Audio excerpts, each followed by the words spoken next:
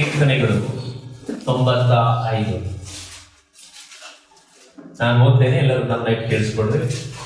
ಬನ್ನಿರಿ, ಯೆಹೋವನಿಗೆ ಉತ್ಸಾಹ ಧ್ವನಿ ಕರೆಯುವ, ನಮ್ಮ ರಕ್ಷಕನಾದ ಶರಣನಿಗೆ ಜಯಘೋಷ ಮಾಡೋಣ. ಕೃತಜ್ಞತಾ ಸ್ತುತಿಯೊಡನೆ ಆತನ ಸನ್ನಿಧಿಗೆ ಸೇರೋಣ. ಕೀರ್ತನೆಗಳಿಂದ ಆತನಿಗೆ ಜಯಘೋಷ ಮಾಡೋಣ. ಯೆಹೋವನು ಮಹಾದೇವರು, ಎಲ್ಲಾ ದೇವರುಗಳಲ್ಲಿ ಮಹಾರಾಜನು ಆಗಿದ್ದಾನೆ. ಭೂಮಿಯ ಅಗಾಧವು ಆತನ ಕೈಯಲ್ಲಿ ಇರುತ್ತದೆ, ಪರ್ವತ ಶಿಖರಗಳು ಆತನವೇ. ಆತನೇ ಸಮುದ್ರವನ್ನು ನಿರ್ಮಿಸಿದವನು, ಅದು ಆತನದೇ. ಒಣನೆಲವು ಆತನ ಕೈ ಕೆಲಸವೇ. ಬನ್ನಿರಿ, ನಮ್ಮ ನಿರ್ಮಾಣಿಕನಾದ ಯೆಹೋವನಿಗೆ ಸಾಷ್ಟಾಂಗವೆರಗಿ ಆರಾಧಿಸೋಣ. ಆತನು ನಮ್ಮ ದೇವರು, ನಾವು ಆತನು ಪಾಲಿಸುವ ಪ್ರಜೆಯು, ಆತನ ಕೈ ಕೆಳಗಿರುವ ಹಿಂಡು ಆಗಿದ್ದೇವೆ. ನೀವು ಈ ಹೊತ್ತು ಆತನ ಶಬ್ದಕ್ಕೆ ಕಿವಿಗೊಟ್ಟರೆ ಎಷ್ಟೋ ಒಳ್ಳೆಯದು. ನಿಮ್ಮ ಹಿರಿಯರು ಅರಣ್ಯದಲ್ಲಿರುವ ಮೆರೀಬದಲ್ಲಿ ಮಸ್ಸಾದಿನದಲ್ಲಿ ಮಾಡಿದಂತೆ ನೀವು ನಿಮ್ಮ ಹೃದಯವನ್ನು ಕಠಿಣ ಮಾಡಿಕೊಳ್ಳಬೇಡಿರಿ. ಅಲ್ಲಿ ಅವರು ನನ್ನನ್ನು ಪರೀಕ್ಷಿಸಿದರು, ಅವರು ನನ್ನ ಮಹತ್ಕಾರ್ಯಗಳನ್ನು ನೋಡಿದರು, ನನ್ನನ್ನು ಶೋಧಿಸಿದರು. ನಾನು 40 ವರ್ಷ ಆ ಸಂಗತಿಯವರ ವಿಷಯದಲ್ಲಿ ಬೇಸರಗೊಂಡೆನು. ಈ ಜನರು ಹೃದಯದಲ್ಲಿ ತಪ್ಪಿ ಹೋಗುವವರು, ನನ್ನ ಮಾರ್ಗವನ್ನು ತಿಳಿಯದವರು ಎಂದು ಹೇಳಿದರು. ಆದುದರಿಂದ ಇವರು ನನ್ನ ವಿಶ್ರಾಂತಿಯಲ್ಲಿ ಸೇರುವುದೇ ಇಲ್ಲವೆಂದು ಕೋಪಗೊಂಡು ಪ್ರಮಾಣ ಮಾಡಿದರು. ಆಮೇಲೆ ಅವೆಲ್ಲರೂ ಪ್ರಾರ್ಥನೆ ಮಾಡೋಣ. ದೇವರೇ, ಈ ವಾಕ್ಯಗಳನ್ನು ನಮ್ಮ ಮಧ್ಯದಲ್ಲಿ ನೀನು ಮುರಿದುಕೊಂಡು ನೀನು ನಿನ್ನ ವಾಕ್ಯದ ಮೂಲಕವಾಗಿ ಜನರಿಗೆ ಪ್ರಕಟ ಮಾಡು. ಯೇಸುವಿನ ನಾಮದಲ್ಲಿ ಅವೆಲ್ಲರೂ ಕುಳಿತುಕೊಳ್ಳೋಣ.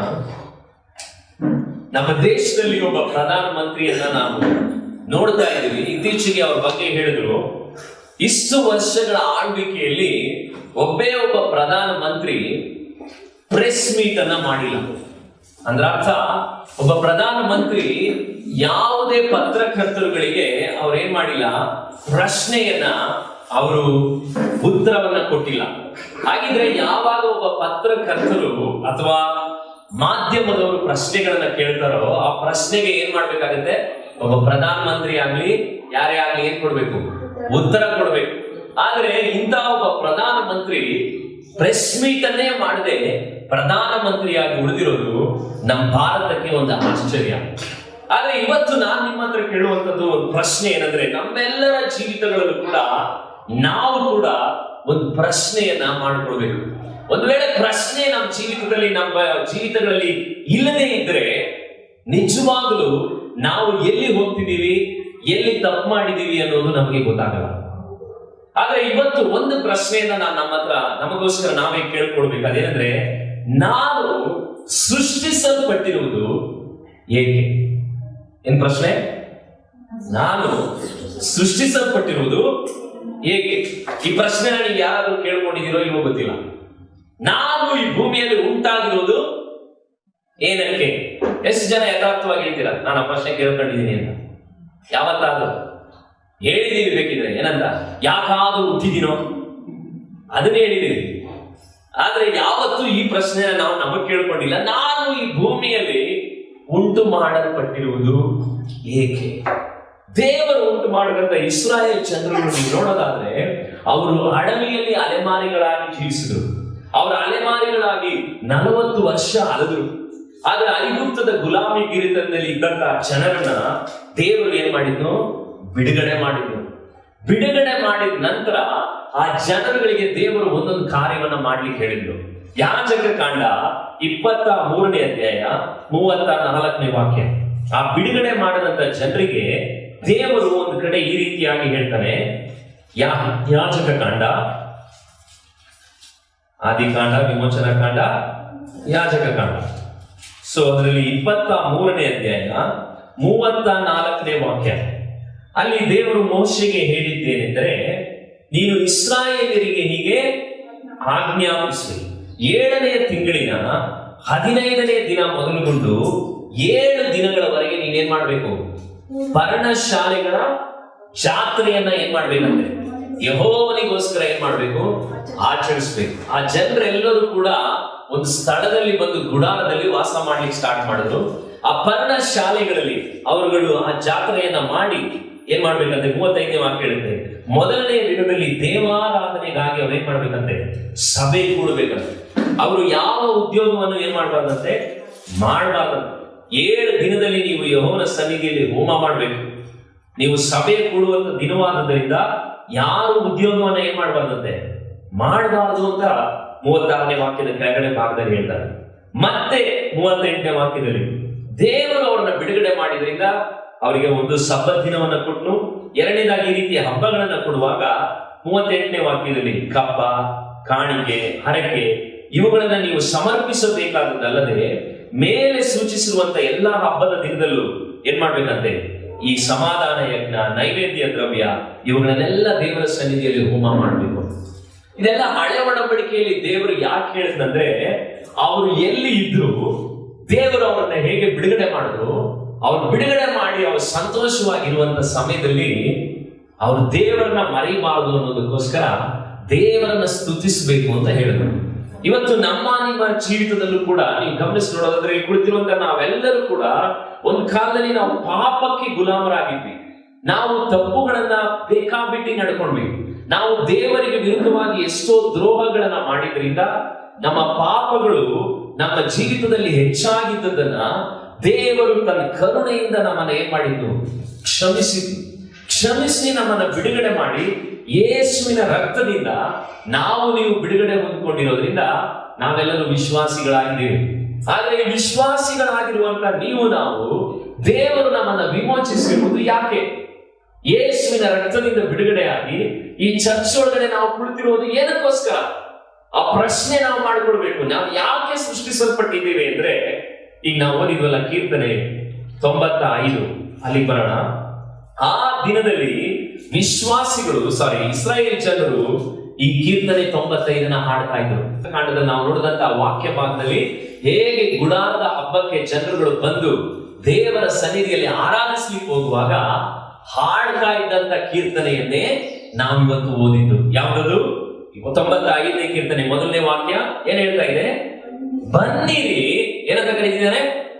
ಬನ್ನಿರಿ. ನಾವು ಬಂದಾಗ ಮೊದಲನೇ ಹಾಡೆ ಏನ್ ಹಾಡಿದ್ವಿ? ಹಾಡಿದ್ದು ಯಾವ ಹಾಡು? ಬನ್ನಿರಿ, ಬನ್ನಿ ಹಾಡೋಣ. ಆ ಹಾಡನ್ನ ನಾವು ಎಲ್ಲಿಂದ ಹಾಡ್ತಾ ಇದೀವಿ ಅಂದ್ರೆ ಈ ಕೀರ್ತನೆಯಿಂದ. ಈ ಕೀರ್ತನೆಯಲ್ಲಿ ಏನ್ ಹೇಳ್ತಾ ಇದೆ ಅಂದ್ರೆ, ಬನ್ನಿರಿ ಯೆಹೋವನಿಗೆ ಏನ್ ಮಾಡೋಣ? ಉತ್ಸಾಹ ಧ್ವನಿಗೈಯುವ ನಮ್ಮ ರಕ್ಷಕನಾದ ಶರಣನಿಗೆ ನಾವೇನ್ ಮಾಡೋಣ? ಜಯಘೋಷ ಮಾಡೋಣ. ಹಾಗಿದ್ರೆ ಅಲ್ಲಿ ವಾಕ್ಯ 2ನೇ ವಾಕ್ಯದಲ್ಲಿ ಹೇಳುತ್ತೆ, ಕೃತಜ್ಞತಾ ಸ್ತುತಿಯೊಡನೆ ಆತನ ಸನ್ನಿಧಿಗೆ ಏನ್ ಮಾಡೋಣಂತೆ? ಸೇರೋಣ. ಕೀರ್ತನೆಗಳಿಂದ ಆತನಿಗೆ ಏನ್ ಮಾಡೋಣ? ಜಯಘೋಷ ಮಾಡೋಣ. ಹಾಗಿದ್ರೆ ಮೊದಲನೇ ಪ್ರಶ್ನೆ, ನಾವು ಸೃಷ್ಟಿಸಲ್ಪಟ್ಟಿರುವುದು ಏಕೆ ಅಂದ್ರೆ, ಮೊದಲನೇದಾಗಿ ನಾವು ಸೃಷ್ಟಿಸಲ್ಪಟ್ಟಿರುವುದು ನಮ್ಮ ಸೃಷ್ಟಿಕರ್ತನನ್ನ ಸ್ತುತಿಸಲಿಕ್ಕೋಸ್ಕರ. ಯಾವುದಕ್ಕೋಸ್ಕರ ನಾವು ಸೃಷ್ಟಿಸಲ್ಪಟ್ಟಿದ್ದೀವಿ? ನಮ್ಮ ಸೃಷ್ಟಿಕರ್ತನನ್ನ ಏನ್ ಮಾಡ್ಬೇಕು? ನಾವು ಸ್ತುತಿಸಬೇಕು. ನಮ್ಮ ದೇವರಿಗೆ ನಾವು ಹೇಗೆಲ್ಲಾ ಸ್ತೋತ್ರ ಮಾಡ್ಬೇಕಂತೆ ವಾಕ್ಯ ನೋಡ್ರಿ. ಅಲ್ಲಿ 1ನೇ ವಾಕ್ಯದಲ್ಲಿ ಏನ್ ಹೇಳುತ್ತೆ? ಉತ್ಸಾಹ ಧ್ವನಿ ಮಾಡ್ಬೇಕು. ಎಲ್ಲರೂ ಹೇಳಿ, ಏನ್ ಮಾಡ್ಬೇಕು? ಉತ್ಸಾಹ ಧ್ವನಿ ಮಾಡ್ಬೇಕು. ಉತ್ಸಾಹ ಧ್ವನಿ. ಅದಕ್ಕೆ ದೇವರ ಆಲಯಕ್ಕೆ ಬರುವಾಗ ನಾನು ನಿಮಗೆ ಮೊದಲನೇದಾಗಿ ಹೇಳಿದ್ದು, ಸಂತೋಷದಿಂದ ದೇವರನ್ನ ಆರಾಧಿಸ್ರಿ. ಯಾಕೆ ಹೇಳ್ತೀನಿ ಅಂದ್ರೆ, ದೇವರು ನಮ್ಮನ್ನ ಬಿಡುಗಡೆ ಮಾಡಿದ್ದಾನೆ. ನಮಗೂ ನಿಮಗೂ ಭಾನುವಾರ ಆರಾಧನೆ ಮಾಡ್ಲಿಕ್ಕೆ ದೇವರ ಆಲಯಕ್ಕೆ ಕರ್ಕೊಂಡು ಬರ್ತಿದ್ದಾನೆ ಅಂದ್ರೆ ಅದರಲ್ಲಿ ಒಂದು ಕೃತಜ್ಞತೆಯಿಂದ ನಾವೇನ್ ಮಾಡ್ಬೇಕು? ನಮ್ಗೆ ಉತ್ಸಾಹ ಇರಬೇಕು ನಾವು ಸ್ತೋತ್ರ ಮಾಡುವಾಗ. ಆದ್ರೆ ಇವತ್ತು ಗಮನ ಇಟ್ಟು ನೋಡ್ರಿ, ವಿಶ್ವಾಸಿಗಳಿಗೆ ನಮಗೆ ಉತ್ಸಾಹ ಎಲ್ಲ ಇದೆ, ಉತ್ಸಾಹನೇ ಇಲ್ಲ. ಅಯ್ಯೋ ಬರ್ಬೇಕಾ? ಬಂದ್ರು ಚರ್ಚಲ್ಲಿ ನೋಡ್ರಿ, ನಾನು ಗಮನಿಸ್ತಿರ್ತೀನಿ, ನಮ್ಮ ಕೆಲಸಗಳೆಲ್ಲ ಮಾಡುವಾಗಲೂ ನಮಗೆ ಉತ್ಸಾಹ ಇದೆ. ಅಂಗಡಿಗೆ ಹೋಗ್ತೀವಿ, ಏನ್ ಮಾಡ್ತೀವಿ, ಎಲ್ಲ ಮಾಡ್ತೀವಿ. ನಮ್ಮಿಂದ ಆಗೋದಿಲ್ಲ. ಈಗಲೂ ನಾನು ನಿಂತಿದ್ದೀನಿ, ನನ್ನ ಕಾಲು ಎಳಿತಾ ಇದೆ. ನನ್ನ ಕಾಲು ನೋವು ಜಾಸ್ತಿ ಆಗ್ತಾ ಇರೋದ್ರಿಂದ ಕಾಲು ಎಳಿತಾ ಇದೆ. ನನಗೆ ಆರಾಧನೆ ವಾಕ್ಯ ಎರಡೂ ಮಾಡೋದು ನನಗೆ ತುಂಬಾ ಕಷ್ಟ ಆಗುತ್ತೆ ಒಂದು ಭಾನುವಾರ. ಆದ್ರೆ ನೀವು ನನ್ನ ಹತ್ರ ಕೇಳೋದಾದ್ರೆ ಇದು ನನಗೆ ಬಹಳ ಸಂತೋಷದ ವಿಷಯ ಕೂಡ. ಯಾಕಂದ್ರೆ ಈ ಕಾಲು ಎಳೆಯೋದು ನನಗೆ ವಿಷಯ ಅಲ್ಲ, ಅಥವಾ ನನ್ನ ಬೆನ್ನು ಜಾಸ್ತಿ ಆಗೋದು ನನಗೆ ವಿಷಯ ಅಲ್ಲ. ನನ್ನ ಜೀವನದಲ್ಲಿ ನನ್ನ ದೇವರು ಯಾರು ಅನ್ನೋ ಅರಿವು ನನಗೆ ಬಂದ್ರೆ ನಾನು ಆಟೋಮೆಟಿಕ್ ಆಗಿ ಏನ್ ಮಾಡ್ತೀನಿ? ಉತ್ಸಾಹ ಮಾಡ್ತೀನಿ. ನನ್ನನ್ನು ರಕ್ಷಿಸಿದ ದೇವರಿಗೆ ಈ ಕಾಲು ನೋವನ್ನು ದೊಡ್ಡ ವಿಷಯವಾಗಿ ಎಣಿಸಿದ್ರೆ ಅದೊಂದು ವಿಷಯ ದೊಡ್ಡದಾಗಿ ಕಾಣುತ್ತೆ. ಇಲ್ಲೇ ಬಿಡದಿಯಲ್ಲಿ ಒಬ್ಬ ತಾಯಿ ನಾನು ನೋಡಿದೆ, ಅವ್ರ ಹಳೇ ಮನೆಯಿಂದ ಇವತ್ತಿನವರೆಗೂ ಅವ್ರ ಮಂಡಿ ಚಿಪ್ಪಲ್ಲಿ ಆಪರೇಷನ್ 2 ಕಡೆನೂ ಆಗಿದೆ. ಅವ್ರ ಹತ್ರ ಒಂದ್ ದಿವಸ ನಾನು ಮಾತಾಡ್ತಾ ಇದ್ದೆ, ಆಂಟಿ ನಿಮ್ ಕಾಲು ನೋವು ಹೆಂಗಿದೆ? ಅದು ಯಾವಾಗ್ಲೂ ಇದ್ದೇ ಇರುತ್ತೆ, ಹೋಗು. ಅದೇ ಯಾವಾಗ್ಲೂ ಇದ್ದೇ ಇರುತ್ತೆ. ಅದನ್ನ ತಲೆ ಕೆಡಿಸ್ಕೊಂಡಿದ್ರೆ ಮತ್ತೆ ಯಾಕೆ ನಡ್ಕೊಂಡು ಹೋಗ್ತಿದ್ದೀರಾ? ನಡೆಯಕ್ಕಾಗಿ ನೀವು ಇರೋಕ್ಕಾಗುತ್ತಾ? ಅಂಗಡಿಗೆ ಹೋಗ್ಬೇಕು, ಎಲ್ಲ ಮಾಡ್ಬೇಕು, ಬಿಡಪ್ಪ ನೀನ್ ಹೇಗಿದೆಯಾ ಹೇಳು, ಗೊತ್ತಾಯ್ತಾ? ಅಂದ್ರೆ ಒಬ್ಬರು ಲೋಕದವರು ಅವ್ರಿಗಿರುವಂತ ನೋವನ್ನ ಅವ್ರದನ್ನ ದೊಡ್ಡದಾಗಿ ಎಣಿಸ್ತಾ ಇಲ್ಲ. ಆದ್ರೆ ನಾವು ನೀವು ನಮ್ಗೆ ಏನಾದ್ರೂ ಒಂದು ಆದ್ರೆ ಸಾಕು. ನಿಮಗೆ ಗೊತ್ತಾ ಸೈತಾನನ ದೊಡ್ಡ ಆಯುಧ ಯಾವ್ದು ಗೊತ್ತಾ? ಭಾನುವಾರ ಬೆಳಿಗ್ಗೆ ಬಂದು ಈ ಸೀಟಲ್ಲಿ ನೀವು ಬಂದು ಕುಳಿತ ಮೇಲೆ ನಿಮ್ ಬಾಯಲ್ಲಿ ಸ್ತೋತ್ರ ತರದೇ ಇರೋದೇ ಅವನಿಗೆ ಮನಸ್ಸು. ನೀವು ನಿಂತು ಆರಾಧನೆ ಮಾಡ್ಲಿಕ್ಕೆ ಅವನಿಗೆ ಮನಸ್ಸು ಬಿಡ. ಯಾಕಂದ್ರೆ ಜಗತ್ತಿನಲ್ಲಿ ಕಡೆವರೆಗೂ ಸೈತಾನ ಹೋರಾಡೋದು ಯಾವ್ದಕ್ಕೆ ಗೊತ್ತಾ? ಮಹಿಮೆ ಮಾತ್ರ ಯಾರಿಗೆ ಹೋಗ್ಬಾರ್ದು? ಇದು ನೀವು ಅರ್ಥ ಮಾಡ್ಕೋಬೇಕು. ಮಹಿಮೆ ಮಾತ್ರ ದೇವರಿಗೆ ಹೋಗ್ಬಾರ್ದು. ಅದಕ್ಕೆ ಸೇವೆ ಮಾಡುವಂತ ಪ್ರತಿಯೊಬ್ಬರಿಗೂ ಅಡ್ಡಿ ಮಾಡ್ತಾರೆ. ಒಂದು ಪ್ರೇಯರ್ ನಡೆಸೋದು ಸುಲಭ ಅಲ್ಲ. ನೋಡ್ರಿ, ನಾನು ಸೇವೆಗೆ ಹೋದಾಗೆಲ್ಲ ನಮ್ಮ ಅಮ್ಮನಿಗೆ ಹೋದ್ವಾರ ಹುಷಾರಿಲ್ಲ. ನೀವು ಗಮನಿಸ್ರಿ, ನಾನು ಯಾವಾಗೆಲ್ಲ ಸೇವೆಗೆ ಹೋಗ್ತೀನೋ, ಇವಾಗ ನಿನ್ನೆ 2-3 ದಿನದಿಂದ ನನ್ನ ಮಗಳ ಕಣ್ಣಿಗೆ ಆಸ್ಪತ್ರೆಗೆ ಕರ್ಕೊಂಡು ಹೋಗಿ ನನ್ನಿಂದ ಆಗ್ತಾ ಇಲ್ಲ, ಟೈಮ್ ಇಲ್ಲ ನನಗೆ. ಆದ್ರೆ ಅವಳಿಗೆ ಬರ್ತನೇ ಇದೆ. ಸೇವೆಯ ವಿಷಯದಲ್ಲಿ ಅನಾರೋಗ್ಯವನ್ನ ನಾನು ಅಲ್ಲಿ ಹೋದಾಗೆಲ್ಲ ನನ್ನ ವೈಫ್ ಹುಷಾರಿರಲ್ಲ. ಇವುಗಳೆಲ್ಲವನ್ನ ನನಗೆ ಸೈತಾನ ಯಾಕೆ ಹಾಕ್ತಾನೆ ಇದ್ರೆ ಗೊತ್ತಾ ನಿಮಗೆ? ನಾನೇನ್ ಮಾಡ್ಬಾರ್ದು? ಅಲ್ಲಿ ಹೋಗಿ ವಾಕ್ಯ ಹೇಳ್ಬಾರ್ದು. ಅಲ್ಲಿರುವಂತ ಜನರು ಪಾಪದಿಂದ ಮನ ತಿರುಗಬಾರ್ದು. ಕಡೂರಿನಲ್ಲಿ ಒಬ್ಬ ವಾಕ್ಯ ಕೇಳ್ತಾ ಕೇಳ್ತಾ ಬಿಕ್ಕಿ ಬಿಕ್ಕಿ ಅಂತಾರೆ ಶನಿವಾರ ರಾತ್ರಿ. ಅದೇ ಸೈತಾನ ಕಡೆಯವರೆಗೂ ಹೋರಾಡ್ದ. ನನಗೆ ಹೋದ್ ಮಲಗಿದ್ರೆ ಶೀಟು ಬಿಸಿ ಮಲಗಕ್ಕೆ ನಿದ್ದೆ ಬರ್ತಾ ಇಲ್ಲ. ಮಧ್ಯಾಹ್ನ 12 ಗಂಟೆ 1 ಗಂಟೆಗೆ ಹೋಗ್ಬಿಟ್ಟು ಸಂಜೆವರೆಗೂ ಏನ್ ಮಾಡೋದು? ಶೀಟು ಇರೋ ಬಿಸಿಲಲ್ಲಿ. ಆದ್ರೆ ನಾನು ತಾಳ್ಮೆಯಿಂದ ಹೇಳ್ತೀನಿ, ಸ್ತೋತ್ರ ಮಾಡ್ಲಿಕ್ಕೆ ಆರಂಭಿಸಿದೆ, ಪ್ರಾರ್ಥನೆ ಮಾಡ್ಲಿಕ್ಕೆ ಆರಂಭಿಸಿದ್ರೆ ದೇವರ ಶಕ್ತಿ ಸಾಯಂಕಾಲ ಆಲಯದಲ್ಲಿ ಹಿಡಿದು ಬರೋದು ನೋಡಿ. ಅದನ್ನ ನಾನು ಹೇಗ್ ಮಾಡ್ಬೇಕಂದ್ರೆ ಬೇಸತ್ತು ಮಾಡಬಾರ್ದು. ಹೇಗ್ ಮಾಡ್ಬೇಕು? ಉತ್ಸಾಹದಿಂದ ಮಾಡ್ಬೇಕು. ದೇವರು ನಮ್ಮನ್ನ ಸೃಷ್ಟಿ ಮಾಡಿರೋದು ಏನಕ್ಕೆ ಅಂದ್ರೆ ನಾವು ಉತ್ಸಾಹ ಧ್ವನಿ ಮಾಡ್ಲಿಕ್ಕೆ. 2ನೇದಾಗ ಪದ ನೋಡ್ರಿ, 2ನೇ ವಾಕ್ಯ ಏನ್ ಹೇಳುತ್ತೆ? ಕೃತಜ್ಞತಾ ಸ್ತುತಿಯೊಡನೆ. ಎಲ್ಲರೂ ಹೇಳಿ, ಉತ್ಸಾಹ ಧ್ವನಿ ಮಾತಾಡ್ಬೇಕು ಈ ಸರಿ ನೀವೆಲ್ಲರೂ. ನಮ್ ಚರ್ಚ್ ಬಗ್ಗೆ ಒಳ್ಳೆ ಅನೇಕ ಗುಣಗಳನ್ನ ಆಚೆ ಕಡೆ ಹೆಮ್ಮೆಯಿಂದ ಹೇಳಿದೀನಿ. ನಮ್ ಚರ್ಚಲ್ಲಿ ಇರೋ ಕೆಟ್ಟ ಗುಣ ಏನ ನಿಮಗೆ ಹೇಳ್ಬೇಕು. ನಾನು ಯಾಕೆ ಹೇಳಿ? ಬಂದ್ರೆ ಬಾಯಿ ಸ್ತೋತ್ರ ಮಾಡಲ್ಲ, ಮಣಕಾಲು ಸ್ತೋತ್ರ ಮಾಡಿ ದೇವರನ್ನ ಆರಾಧಿಸಿ ಬಿಡುಗಡೆಯಿಂದ ಒಳ್ಳೊಳ್ಳೆ ಗುಣಗಳನ್ನೆಲ್ಲ ಬೇರೆ ಊರಲ್ಲಿ ಹೇಳ್ತೀನಿ.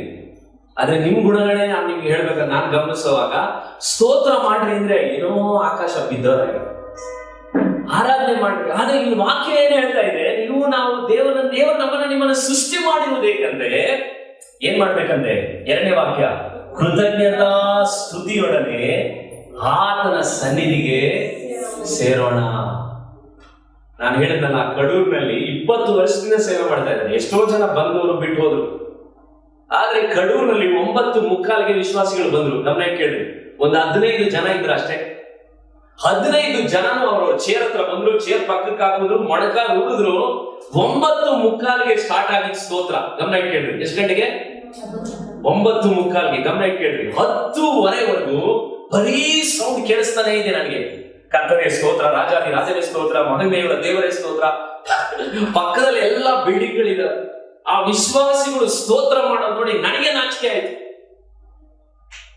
ಅವ್ರು ಯಾವುದ್ರ ಬಗ್ಗೆ ಆ ಪಾಸ್ಟರ್ ಕೂಡ ನಾನು ಏನು ಆಶ್ಚರ್ಯಪಟ್ಟೆ ಅಂದ್ರೆ 20 ವರ್ಷದಿಂದ ದೇವರೇ ಸೇವೆ ಮಾಡ್ತಾ ಇದ್ದಾರೆ. ನೋಡ್ರಿ, ನನಗೆಲ್ಲ ಒಬ್ರು ಯಾರಾದ್ರೂ ಬಾರಾಕ್ ಬರ್ತಿದ್ರು, ಈಗ ಬರಲ್ಲ ಅಂದ್ರೆ ಬೇಜಾರಾಗ್ಬಿಡುತ್ತೆ. ಅರ್ಥ ಆಗ್ತಿದ್ಯಾ? ನಿಮ್ನೆಲ್ಲ ಪಂಪ್ ಹೊಡೆದು ನಾನು ಬರೆಸ್ಬೇಕಾಗುತ್ತೆ ಭಾನುವಾರ ಗೊತ್ತು ಕೆಲವರಿಗೆ. ಆದ್ರೆ ನಾನು ಹೇಳ್ತಾ ಇದ್ದೀನಿ, ಅವರು ಯಾಕೆ ದೇವರನ್ನ ಆ ರೀತಿ ಸ್ತೋತ್ರ ಮಾಡ್ತಾ ಇದ್ದಾರೆ? ಯಾಕೆ ಅವ್ರ ಬಾಯಲ್ಲಿ ಕೃತಜ್ಞತಾ ಸ್ತುತಿ ಅರ್ಧ ಗಂಟೆ ಆದ್ರೂ ನಿಲ್ತಾ ಇಲ್ಲ ಅಂದ್ರೆ ಅವರ ಜೀವಿತಗಳಲ್ಲಿ ಅವರಿಗೆ ಒಂದು ಅರ್ಥ ಆಗಿದೆ. ದೇವರು ನನಗೆ ಕೊಟ್ಟಿರುವಂತ ನಾಲಿಗೆ, ದೇವರು ನನಗೆ ಕೊಟ್ಟಿರುವಂತ ತುಟಿಗಳು, ದೇವರು ನನಗೆ ಕೊಟ್ಟಿರುವಂತ ಬಾಯಿ ಏನ್ ಮಾಡ್ಲಿಕ್ಕೆ? ನೋಡ್ರಿ, ಅದನ್ನು ಹೇಳ್ತಾ ಇಲ್ಲ. ಏನ್ ಮಾಡ್ಲಿಕ್ಕೆ? ನೀವು ಆತನನ್ನ ಏನ್ ಮಾಡ್ಲಿಕ್ಕೆ? ಸ್ತೋತ್ರ ಮಾಡ್ಲಿಕ್ಕೆ. ನೀವುಗಳು ಸ್ತೋತ್ರ ಮಾಡುವುದಕ್ಕೆ, ನೀವು ಆತನನ್ನ ಸ್ತುತಿಸುವುದಕ್ಕಾಗಿ ದೇವರ. ಅದಕ್ಕೆ ಆ ವಾಕ್ಯವನ್ನ ನೀವು ಗಮನಿಸಿ ನೋಡ್ರಿ, ಎಲ್ಲಿ ಹೇಗ್ ಬರ್ಬೇಕಂದ್ರೆ ಕೃತಜ್ಞತಾ ಸ್ತುತಿಯೊಡನೆ ಏನಕ್ಕೆ ಬರ್ಬೇಕಂದ್ರೆ ಆತನ ಸನ್ನಿಧಿಗೆ ಸೇರೋಣ. 1ನೇ ವಾಕ್ಯದಲ್ಲಿ ನಮ್ಮ ರಕ್ಷಕನಾದ ಶರಣನಿಗೆ ಏನ್ ಮಾಡೋಣ? ಜಯಘೋಷ ಮಾಡೋಣ. 1ನೇ ವಾಕ್ಯದಲ್ಲಿ ಏನ್ ಹೇಳಿದ್ರೆ? ನಮ್ಮ ರಕ್ಷಕನಾದ ಶರಣನಿಗೆ ಏನ್ ಮಾಡೋಣ? ಜಯಘೋಷ ಮಾಡೋಣ. ಜಯಘೋಷ ಅಂದ್ರೆ ಅರ್ಥ ಏನು? ಜೋರಾಗಿ ಕೂಗುವಂಥದ್ದು. ಹಾಗಿದ್ರೆ ಸ್ತೋತ್ರ ಮಾಡುವಾಗ ನಾವು ಮೌನವಾಗಿರೋದು ಎಷ್ಟು ಒಂದು ಸಮಯದಲ್ಲಿ ಮುಖ್ಯನೋ ಅದೇ ರೀತಿ ನಾವು ಜಯಘೋಷ ಮಾಡಬೇಕು, ನಾವು ಸ್ತೋತ್ರಗಳನ್ನ ಸಲ್ಲಿಸಬೇಕು. ಮತ್ತು ವಾಕ್ಯ ಏನ್ ಹೇಳುತ್ತೆ, ಮತ್ತೆ ಹೇಳುತ್ತೆ 2ನೇ ವಾಕ್ಯದಲ್ಲಿ, ಕೀರ್ತನೆಗಳಿಂದ ಏನ್ ಮಾಡೋಣ, ಆತನಿಗೆ ಏನ್ ಮಾಡೋಣ, ಜಯಘೋಷ ಮಾಡೋಣ. ನೋಡ್ರಿ, ಉತ್ಸಾಹ ಧ್ವನಿ ಇರಬೇಕು. 2ನೇದಾಗಿ ಏನಿರ್ಬೇಕು, ಕೃತಜ್ಞತಾ ಸ್ತುತಿ ಇರಬೇಕು. ನಾವು ದೇವರನ್ನ ಆರಾಧನೆ ಮಾಡ್ಲಿಕ್ಕೆ ಬರೋವಾಗ ಏನಿರ್ಬೇಕು, ಕೃತಜ್ಞತಾ ಸ್ತುತಿ ಇರ್ಬೇಕು. 3ನೇದಾಗಿ ಏನಿರ್ಬೇಕು, ಕೀರ್ತನೆಗಳಿರ್ಬೇಕು. ಕೀರ್ತನೆಗಳು ಅದನ್ನೆಲ್ಲ ನೀವ್ ಏನ್ ಮಾಡ್ಬೇಕಂದ್ರೆ ಜಯಘೋಷ ಮಾಡ್ಬೇಕಂದ್ರೆ. ಮಾರ್ಟಿನ್ ಲೂಥರ್ ಅನ್ನುವಂತ ಒಬ್ಬ ಸೇವಕರು ಹೀಗೆ ಹೇಳ್ತಾರೆ, ದೇವರಿಗೆ ಈ ಜಗತ್ತಿನಲ್ಲಿ ಕೊಡ್ಲಿಕ್ಕೆ ಏನೂ ಇಲ್ಲ. ಅದರ ಅರ್ಥ ಏನು, ದೇವರು ಈ ಜಗತ್ತಿನಲ್ಲಿ ನಾವು ದೇವರಿಗೆ ಕೊಡ್ಲಿಕ್ಕೆ ಏನೂ ಇಲ್ಲ. ಅರ್ಥ ಮಾಡ್ಕೊಳ್ಬೇಕು. ಯಾಕಂದ್ರೆ ನಮ್ಮ ಹತ್ರ ಏನೇನಿದೆಯೋ ಅದೆಲ್ಲವನ್ನ ಕೊಟ್ಟಿದ್ಯಾರು, ದೇವರೇ ಕೊಟ್ಟಿರು. ದೇವರಿಗೆ ಈ ಜಗತ್ತಿನಲ್ಲಿ ನೀವು ಕೊಡ್ಲಿಕ್ಕೆ ಏನೂ ಇಲ್ಲ. ಯಾಕಂದ್ರೆ ದೇವರೇ ನಮ್ಗೆ ಎಲ್ಲವನ್ನ ಕೊಟ್ಟಿರೋದು. ಇವತ್ತು ನಿಮ್ಗಿರೋ ವ್ಯಾಪಾರ, ನಿಮ್ ಕೆಲಸ, ನಿಮ್ ಮಕ್ಕಳುಗಳ ವಿದ್ಯಾಭ್ಯಾಸ ಎಲ್ಲವನ್ನ ಕೊಟ್ಟಿರೋದು, ಮಾಡಿರೋದು ಯಾರು, ದೇವರೇ. ಆದ್ರೆ ಮಾರ್ಟಿನ್ ಲೂಥರ್ ಹೇಳ್ತಾರೆ, ದೇವರಿಗೆ ನೀವು ಕೆಲವನ್ನ ಕೊಡ್ಬೋದು. ದೇವರಿಗೆ ಒಂದು 3 ಸಂಗತಿಯನ್ನ ಕೊಡ್ಬೋದು. ಅದು ಯಾವ ಗೊತ್ತಾ, ಎಲ್ಲರೂ ಹೇಳಿ, ಸ್ತೋತ್ರ. ಯಾವ್ದು ಕೊಡ್ಬೋದು, ಬಾಯಿ ತೆರೆದು ಮಾತಾಡ್ರಿ. ವಿಡಿಯೋ ಹೋಗಿ ಪರವಾಗಿಲ್ಲ, ನನ್ನ ಮುಖ ಇವತ್ತು ಬದಲಾದ್ರೂ ಪರವಾಗಿಲ್ಲ, ನಿಮ್ಗಳ ಕೈಯಲ್ಲಿ ಏಳಿಸ್ಲೇಬೇಕು. ನಾನು ಏನ್ ಮಾಡ್ಬೇಕು, ನೀವು ಸ್ತೋತ್ರ ಮಾಡ್ಬೇಕು. 2ನೇದಾಗಿ ಏನ್ ಮಾಡ್ಬೇಕು, ವಾಕ್ಯ ಏನ್ ಹೇಳಿ, ಅವ್ರು ಹೇಳ್ತಾರೆ ಕೃತಜ್ಞತೆ. ಎಲ್ಲರೂ ಹೇಳಿ ಆ ಪದವನ್ನ ಏನ್ ಮಾಡ್ಬೇಕು, ಕೃತಜ್ಞತೆ. ಕೃತಜ್ಞತೆ. ಪ್ರಿಯ ಮಕ್ಕಳೇ, ನಾನು ಇವತ್ತು ನೋವುಪಡಿಸ್ಲಿಕ್ಕೆ ನಿಮ್ಗೆ ಹೇಳ್ತಾ ಇಲ್ಲ, ನೀವು ಇದನ್ನ ಕಲ್ತ್ಕೊಳ್ಬೇಕು. ನಾನು ಸಭೆಯ ಮಕ್ಕಳಾಗಿ ನೀವು ಬಾಯಿ ತೆರೆದು ದೇವರನ್ನ ಸ್ತೋತ್ರ ಮಾಡ್ಬೇಕು. ನೀವು ಬಾಯಿ ತೆರೆದು ದೇವರಿಗೆ ಕೃತಜ್ಞತೆ ಸಲ್ಲಿಸಬೇಕು. ಮೂರನೇದಾಗಿ ದೇವರಿಗೆ ನಾವು ಗೌರವವನ್ನು ಸಲ್ಲಿಸಬೇಕು. ಈ 3ಅನ್ನ ದೇವರು ಕೊಟ್ಟಿಲ್ಲ. ಅರ್ಥ ಆಗ್ತಿದ್ಯಾ? ಸ್ತೋತ್ರ ನಿಮಗೆ ದೇವರು ಕೊಟ್ಟಿಲ್ಲ, ಯಾರು ಕೊಡ್ಬೇಕು?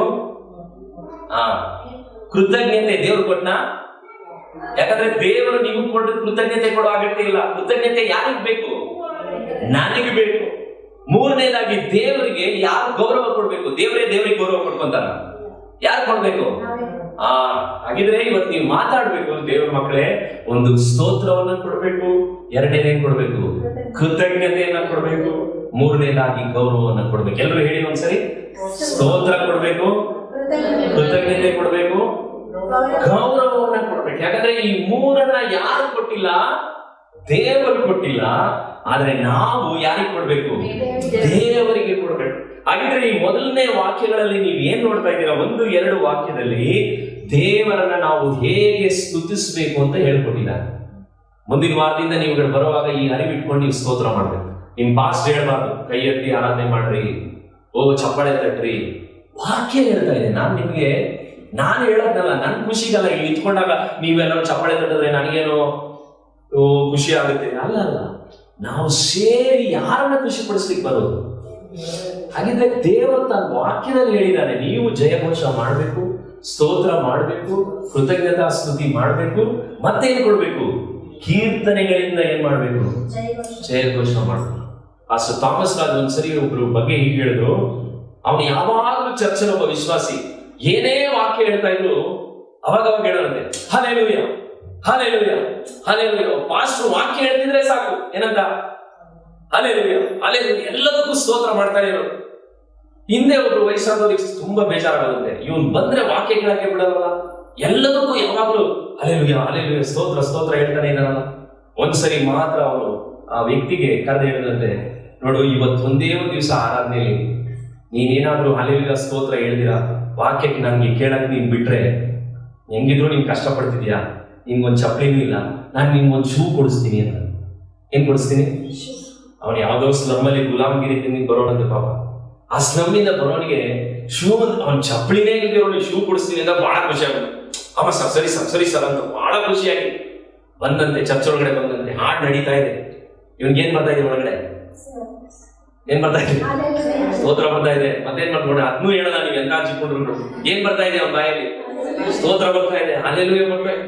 ತಡ್ಕೊಂಡ ಆರಾಧನೆ ಮುಗಿಸ್ಕೊಂಡ ಗಂಧ. ಯಾಕಂದ್ರೆ ಅವ್ನ ಮೈಂಡ್ ಎಲ್ಲ ಯಾವ್ದ್ರಲ್ಲಿದೆ? ಶೂ ಅಲ್ಲಿ. ವಾಕ್ಯ ಬರ್ತಾ ಇದೆ ಅಂದ್ರೆ ವಾಕ್ಯ ಹೇಳ್ತಾ ಇದ್ದಾರೆ, ಕೆಂಪು ಸಮುದ್ರವನ್ನ ದೇವರು ವಿಭಾಗಿಸಿದ್ನು, ದೇವರು ನಮ್ಮ ಜೀವಿತಗಳಲ್ಲಿ ಎಂತೆಂತ ಅದ್ಭುತಗಳನ್ನ ಮಾಡಿದ್ದಾನೆ ಅಂತ. ಇನ್ನೂ ಮನಸ್ಸೊಳಗಡೆ ಇವನಿಗೆ ಕೇಳ್ಪಡ್ತಾ ಇಲ್ಲ. ಹಾಲೆಲೂಯಾ ಹೇಳ್ದಿರ ಕೇಳಿ ಇರಕ್ಕಾಗ್ತಾನೆ ಇಲ್ಲ. ಆದ್ರೆ ಕಡ್ಡೆಯಾಗಿ ತಡೆದು ಹೇಳಿದಂತೆ ಶೂ ಬೇಡ, ಹಾಲೆಲೂಯಾ ಶೂ ಬೇಡ, ಶೂ ಬೇಡ, ಹಾಲೆಲೂಯಾ. ಯಾಕೆ ಯಾಕೆ ಶೂಗಿಂತಲೂ ರಕ್ಷಿಸಿದ ದೇವರು ದೊಡ್ಡವನು. ಅದಕ್ಕೆ ಹಾಲೆಲೂಯಾ ಈ ಅರಿವು ನಿಮಗೆ ಬಂದ್ರೆ ಪಾಸ್ಟರ್ಗಳು ಆರಾಧನೆ ನಡೆಸೋರು ಯಾರು ನಿಮಗೆ ಸೌಂಡ್ ಮಾಡಿ ಅಂತ ಹೇಳೋ ಅಗತ್ಯ ಇಲ್ಲ. ನನ್ನನ್ನು ರಕ್ಷಿಸಿದ ದೇವರಿಗ ಆತ ನನಗೆ ಏನ್ ಮಾಡಿದ್ದಾನೆ ಆ ಅರಿವು ನಮ್ಮನಿಗೂ ಬಂದಾಗ ನಾವು ಆಟೋಮೆಟಿಕ್ ಆಗಿ ಆತನ ಸ್ತುತಿಸ್ತೀವಿ. ಹೇಗೆ ಸ್ತುತಿಸ್ಬೇಕು ಅಂತ ಹೇಳಿ ಮಾತ್ರ ಅಲ್ಲ, 3ನೇ ವಾಕ್ಯದಲ್ಲಿ ಏನ್ ಹೇಳುತ್ತೆ ನೋಡ್ರಿ, ಆತನು ಯಾರಂದ್ರೆ ಯಾಕೆ ಆತನನ್ನ ಸ್ತುತಿಸ್ಬೇಕು. 3ನೇ ವಾಕ್ಯ 95:3 ಯೆಹೋವನು ಮಹಾದೇವರು, ಈಸ್ ಎ ಗ್ರೇಟ್ ಗಾಡ್. ಆತನು ಮಹಾದೇವರು ಮತ್ತು ಎಲ್ಲಾ ದೇವರುಗಳಲ್ಲಿ ಏನಾಗಿದ್ದಾನಂತೆ, ಮಹಾರಾಜನಾಗಿದ್ದಾನಂತೆ. Hallelujah hallelujah. ಏನು ಯೆಹೋವ ಮೊದಲನೇ ಹೆಸರು ಅಂದ್ರೆ ಅರ್ಥ ಆತನ ಶಕ್ತಿ ಅಷ್ಟು ದೊಡ್ಡದು. 2ನೇ ಪದ ಎಲೋಹಿಂ, ಆತನ ಗುಣ ಅಷ್ಟು ದೊಡ್ಡದು. ಯಾಕಂದ್ರೆ ಪರೋಗ ಜನರುಗಳನ್ನ ಪರೋಗನಿಂದ ಇಸ್ರಾಯೇಲ್ ಜನರುಗಳನ್ನ ದೇವರು ಬಿಡುಗಡೆ ಮಾಡಿದಂತ ವಿಷಯ ಅವರಿಗೆ ಗೊತ್ತಾದಾಗ ಅವ್ರು ಏನಂತ ಕರೆದ್ರು ಗೊತ್ತಾ, ದೇವರನ್ನ ನೀನ್ ಮಹಾದೇವರು ಅಂತ ಕರೆದು. ನೋಡ್ರಿ, ದೇವರವನ್ನ ಬಿಡಿಸಿದ್ದಕ್ಕೆ ವಿಮೋಚನಾ ಕಾಂಡ 18ನೇ ಅಧ್ಯಾಯ, ವಿಮೋಚನೆ ಕಾಂಡ 18ನೇ ಅಧ್ಯಾಯ 11ನೇ ವಾಕ್ಯ, 18-11ನೇ ವಾಕ್ಯ. ಆತನು ತನ್ನ ಜನರನ್ನ ಅವರ ಕೈಯಿಂದ ಬಿಡಿಸಿ ಆ ಐಗುಪ್ತ್ಯರು ಯಾವ ವಿಷಯದಲ್ಲಿ ಗರ್ವ ಪಡುತ್ತಿದ್ದರೋ ಆ ವಿಷಯದಲ್ಲಿ ಅವರನ್ನು ಏನ್ ಮಾಡಿದಂತೆ ತಗ್ಗಿಸಿದ್ದರಿಂದ ಯೆಹೋವನೇ ಎಲ್ಲಾ ದೇವರುಗಳಿಗಿಂತಲೂ ಏನ್ ಮಾಡಿದ್ದೇನೆ ಅಂತೆ ದೊಡ್ಡವನೆಂದು ಏನ್ ಮಾಡಿದ್ದೇನೆ ನಾನು ಈಗ ತಿಳಿದುಕೊಂಡಿದ್ದೇನೆ. ಯಾಕಂದ್ರೆ ಆ ಜನರನ್ನ ಬಿಡುಗಡೆ ಮಾಡಿದಾಗ ಆ ಫರೋಹ ಸೈನ್ಯದವರು ಅವ್ರನ್ನ ಅಡ್ಡಿಸ್ಕೊಂಡು ಬಂದಾಗ ದೇವರು ಏನ್ ಮಾಡಿದ್ನು, ಅವ್ರನ್ನ ಸಮುದ್ರನ ಏನ್ ಮಾಡಿದ್ನು ವಿಭಾಗಿಸಿದ. ಆ ಜನರುಗಳು ಯಾವುದ್ರ ಮೇಲೆ ನಡ್ಕೊಂಡೋದ್ರು, ಒಣ ನೆಲದ ಮೇಲೆ ನಡ್ಕೊಂಡೋದ್ರು. ಇವತ್ತುವರೆಗೂ ಸೈನ್ಸ್ ನಲ್ಲಿ ಒಂದು ಭಾಗ ಹೇಳುತ್ತೆ, ನಿಜವಾಗ್ಲೂ ಕೆಂಪು ಸಮುದ್ರ ವಿಭಾಗವಾಯ್ತಾ? ಖಂಡಿತವಾಗಿ ಅದು ಆಗ್ಲಿಕ್ಕೆ ಸಾಧ್ಯ ಇದೆ ಅಂತಾನೆ ಕೆಲವರು ಒಪ್ಕೊಳ್ತಾ ಇದ್ದಾರೆ. ಅದಕ್ಕೆ ಪ್ರೂಫ್ ಇದೆ ಅಂತ ಕೆಲವು ಕಡೆ ಹೇಳ್ತಾ ಇದ್ದಾರೆ. ಬಂಡೆಯಿಂದ ನೀರು ಬಂತ. ಇವತ್ತು ಎಷ್ಟೋ ಜನ ರಿಸರ್ಚರ್ಸ್ ಗಳು ನೀವು ನೋಡಿದ್ರೆ ಇಸ್ರಾಯೇಲ್ ನಲ್ಲಿ ನಡೆದಂತ ಒಂದೊಂದು ಅದ್ಭುತಗಳನ್ನ ರಿಸರ್ಚ್ ಮಾಡಿದಂತ ಪ್ರತಿಯೊಬ್ಬರುಗಳು ಒಪ್ಕೊಳ್ಳುವಂತ ವಿಜ್ಞಾನಿಗಳು ಏನ್ ಹೇಳ್ತಾರೆ ಅಂದ್ರೆ ಇಟ್ ಈಸ್ ಪಾಸಿಬಲ್, ಅದು ನಡೆದಿದೆ, ಅದಕ್ಕೆ ಆಧಾರಗಳಿದೆ. ಯಾಕೆ ಹೇಳ್ತಾ ಇದ್ದೀನಿ ಅಂದ್ರೆ ವಿಜ್ಞಾನಿಗಳಿಗೆ ಅದು ಅರಿವು ಬಂದಿದೆ, ನಮಗೂ ನಿಮಗೂ ಅರಿವು ಬಂದಿಲ್ಲ. ಆದ್ರೆ ಅದನ್ನ ತಿಳಿದಂತ ಜನರುಗಳು ಅದಕ್ಕೆ ಅವ್ರು ಏನ್ ಹೇಳಿದ್ರು, ನಮ್ ದೇವರು ಮಹಾದೇವರು. ಯಾಕಂದ್ರೆ ಅನ್ಯ ಜನರುಗಳು ಏನ್ ಹೇಳ್ತಾ ಇದ್ರು ಗೊತ್ತಾ, ಇಸ್ರಾಯೇಲ್ ದೇವರ ಅವ್ರು ಬರೀ ಒಂದ್ ಸಣ್ಣ ಕುಲಕ್ಕೆ ಮಾತ್ರ ದೇವರು, ಒಂದ್ ಮನೆ ದೇವರು, ಒಂದ್ ಕುಲದ ದೇವರು. ಆದ್ರೆ ದಾವೀದ ಹೇಳ್ತಾ ಇದ್ದಾರೆ, ನಮ್ ದೇವರ ಆ ತರ ದೇವರಲ್ಲ, ಎಲ್ಲದಕ್ಕಿಂತಲೂ ಮಹಾದೇವ. ಅದಕ್ಕೆ ಆ ಪದ ಮತ್ತೆ ಹೇಳ್ತಾನೆ, ಎಲ್ಲಾ ದೇವರುಗಳಲ್ಲಿಯೂ ಆತನ ಏನಾಗಿದ್ದಾನಂತೆ, ಮಹಾರಾಜನಾಗಿದ್ದಾನಂತೆ. ನೋಡ್ರಿ, ದೇವರುಗಳ ಬಗ್ಗೆ ನೀವು ಕೇಳಿದೀರಾ, ದೇವರುಗಳಿಗೆ ಒಬ್ಬ ಕಿಂಗ್ ಇದಾನೆ. ನಾವ್ ಹೇಳ್ತೀವಲ್ಲ, ಎಲ್ಲದಕ್ಕೂ ಒಬ್ಬ ದೊಡ್ಡ ರಾಜ ಅಂತಾರಲ್ಲ, ಅದನ್ನ ದಾವೀದ ರುಚಿಸಿ ಹೇಳ್ತಾ ಇದ್ದಾನೆ. ಆತನು ಎಲ್ಲಾ ದೇವರುಗಳಲ್ಲಿ ಏನಾಗಿದ್ದಾನಂತೆ, ಮಹಾರಾಜನಾಗಿದ್ದಾನಂತೆ. ಕೀರ್ತನೆ 96:4ನೇ ವಾಕ್ಯದಲ್ಲಿ ಕೀರ್ತನೆಗಾರ ಏನ್ ಹೇಳ್ತಾರೆ ನೋಡ್ರಿ, ದೇವರು ಯಾರಂತೆ. ಕೀರ್ತನೆ 96:4, ಯೆಹೋವನು ದೊಡ್ಡವನು, ಬಹಳವಾಗಿ ಸ್ತುತ್ಯನೂ ಆಗಿದ್ದಾನೆ. ಆತನು ಏನಾಗಿದ್ದಾನಂತೆ, ಎಲ್ಲಾ ದೇವರುಗಳಲ್ಲಿ ಆತನು ಏನಾಗಿದ್ದಾನಂತೆ, ಭಯಂಕರನಾಗಿದ್ದಾನೆ. ನಮ್ಮ ದೇವರು ಸಾಧಾರಣವಾದ ದೇವರಲ್ಲ, ಆತನು ಮಹಾದೇವರು, ಮಹಾರಾಜನು ಮತ್ತು ಎಲ್ಲಾ ದೇವರುಗಳಲ್ಲಿ ಏನಾಗಿದ್ದಾನಂತೆ, ಭಯಂಕರನು. ಅದಕ್ಕೆ ಆ ಭಯಂಕರನಾದಂತ ದೇವರು. ನಾವು ಅನ್ಕೋಬಾರದು ಯೇಸು ಸ್ವಾಮಿ ಬರೀ ಕುರಿ ಹಿಡ್ಕೊಂಡು ನಿಂತಿದ್ದಾರೆ, ಅವ್ರು ಯಾವಾಗ್ಲೂ ಒಂಥರ ಮಗು ತರ. ಬೈಬಲ್ ಅಲ್ಲಿರೋ ದೇವರು ಆ ರೀತಿ ಉಳ್ಳ ದೇವರಲ್ಲ, ಅರ್ಥ ಮಾಡ್ಕೋಬೇಕು ನೀವು. ಆತನು ಮಹಾದೇವರು, ಭಯಂಕರನು. ಅದಕ್ಕೆ ನೀವು ಯಾರಾದ್ರೂ ದೇವರು ಎಂತವನು ಅನ್ನೋದು ಅರಿವು ಗೊತ್ತಾಗಬೇಕಂದ್ರೆ ಪ್ರಕಟಣೆ ಓದಿ ನೋಡ್ರಿ. ಆತನ ಬಗ್ಗೆ ವಾಕ್ಯ ಹೇಳ್ತಾ, ಆತನ ಶಬ್ದವು ಜಲ ಪ್ರವಾಹದ ಘೋಷದಂತೆ, ಆತನ ಕಾಲುಗಳು ಬೆಂಕಿಯ ಕುಲುಮೆಯಲ್ಲಿ ಕಾಯಿಸಿದ ಬಾಲಿಯಲ್ಲಿ ಇತ್ತಂತೆ, ಆತನ ಕಣ್ಗಳು ಬೆಂಕಿಯಂತೆ ಉರಿಯುತ್ತಿತ್ತಂತೆ. ಅಂತ ದೇವರನ್ನ ನೋಡಿದವನು ತತ್ತರಿಸ್ತಿದ್ದವನು. ಅದಕ್ಕೆ ನಮ್ಮ ದೇವರು ಯಾರು ಅನ್ನೋದನ್ನ ಸತ್ಯವೇದದಲ್ಲಿರುವಂತ ದೇವರ ಬಗ್ಗೆ ಅರಿವು ಬರಬೇಕು. ಆ ದೇವರ ಬಗ್ಗೆ ನಿಮ್ಗೆ ಅರಿವು ಬಂದ್ರೆ, ಆಟೋಮೆಟಿಕ್ ಆಗಿ ದೇವರ ಪ್ರಸನ್ನತೆ ಬಂದ್ರೆ ನಾನು ನಿಂತ್ಕೊಳ್ಳೋಕ್ಕಾಗಲ್ಲ, ನಾನು ಮೊಣಕಾಲು ಹೋಗ್ತೀನಿ. ನನಗೆ ಆ ದೇವರ ಪ್ರಕಟಣೆ ಬಂದಾಗ ಚೇರ್ನಲ್ಲಿ ನನಗೆ ಇರಕ್ಕಾಗಲ್ಲ. ಈ ದೇವರ ಅರಿವು ಅನೇಕ ಜನರಿಗೆ ಬೈಬಲಲ್ಲಿರೋ ದೇವರ ಬಗ್ಗೆ ಅರಿವಿಲ್ಲ. ಅದಕ್ಕೆ ಯೆಶಾಯ ನಾನು ಓದಂತ ವಾಕ್ಯದಲ್ಲಿ ದೇವರು ಮಹೋನ್ನತನು ಸಿಂಹಾಸನದಲ್ಲಿರುವುದನ್ನು ನೋಡದೆ ಅಂದಾಗ ಅವನು ಹೇಳಿದ, ನಾನು ಹೊಲಸು ತುಟಿಯುಳ್ಳವನು, ಅಯ್ಯೋ ನನ್ನ ಗತಿ ಏನು.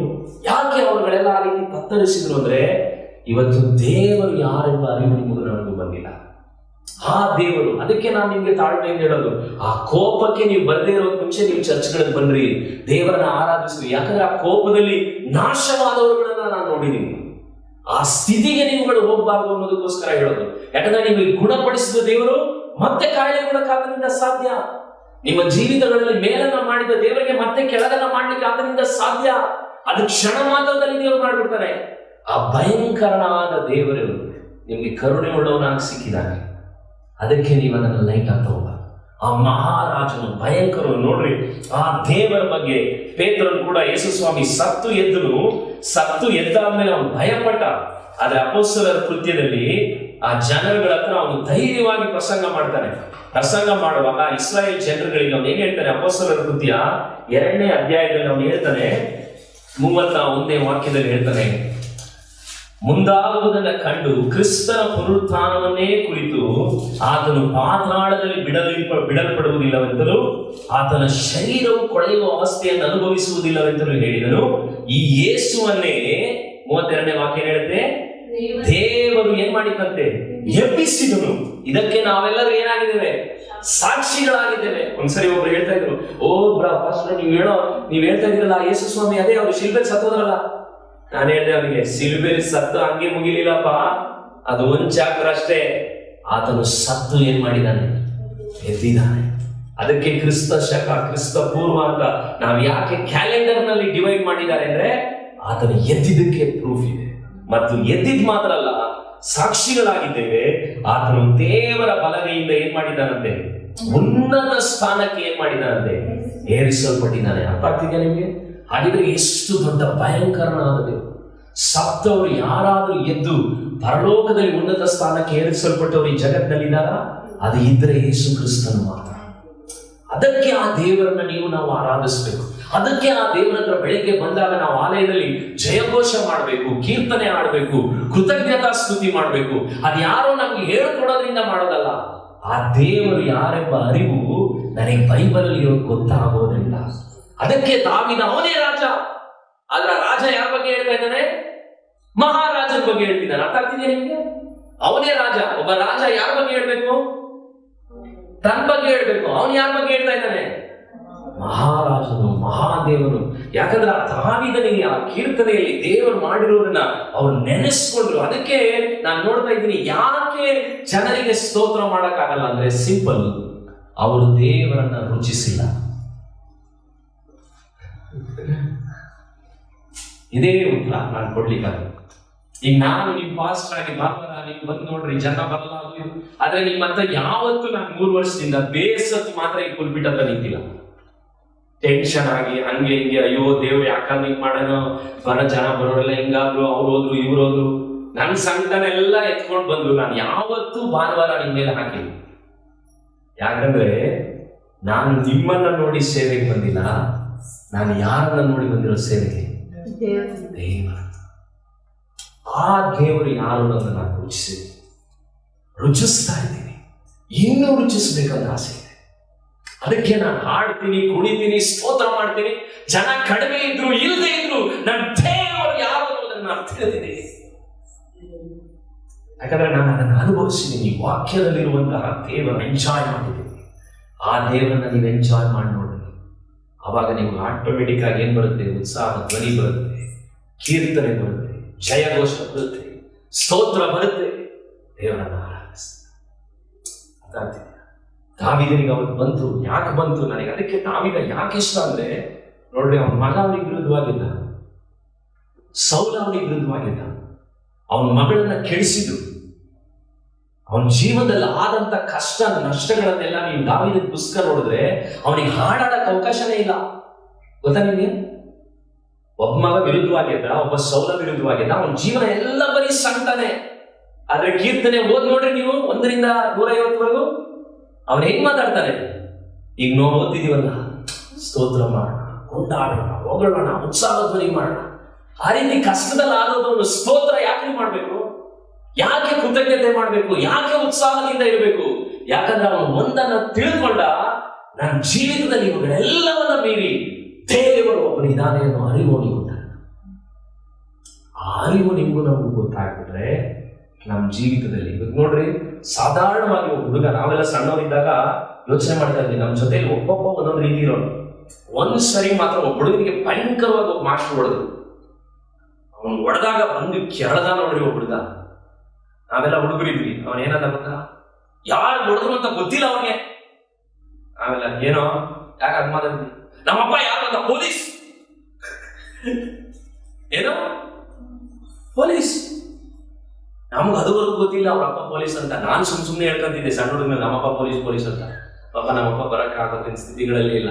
ಸುಮ್ಮನೆ ಊಡಾಪೆ ಹೊಡಿತಿದ್ದೆ ನಾನು, ನಮ್ಮಪ್ಪ ಪೊಲೀಸ್ ಅಂತ. ಆದ್ರೆ ಅವ್ರ ಅಪ್ಪ ಪೊಲೀಸ್ ಅಂತ ಅಷ್ಟೇ. ಮಾನವೀಯ ನೋಡಿದ್ರೆ ಅವ್ರ ಅಪ್ಪ ಪೊಲೀಸ್ ಯೂನಿಫಾರ್ಮ್ ಅಲ್ಲೇ ಬಂದಿದ್ರು. ನಾವೆಲ್ಲ ಹುಡುಗರುಗಳು ಟೆರರ್ ಆಗ್ಬಿಟ್ವಿ.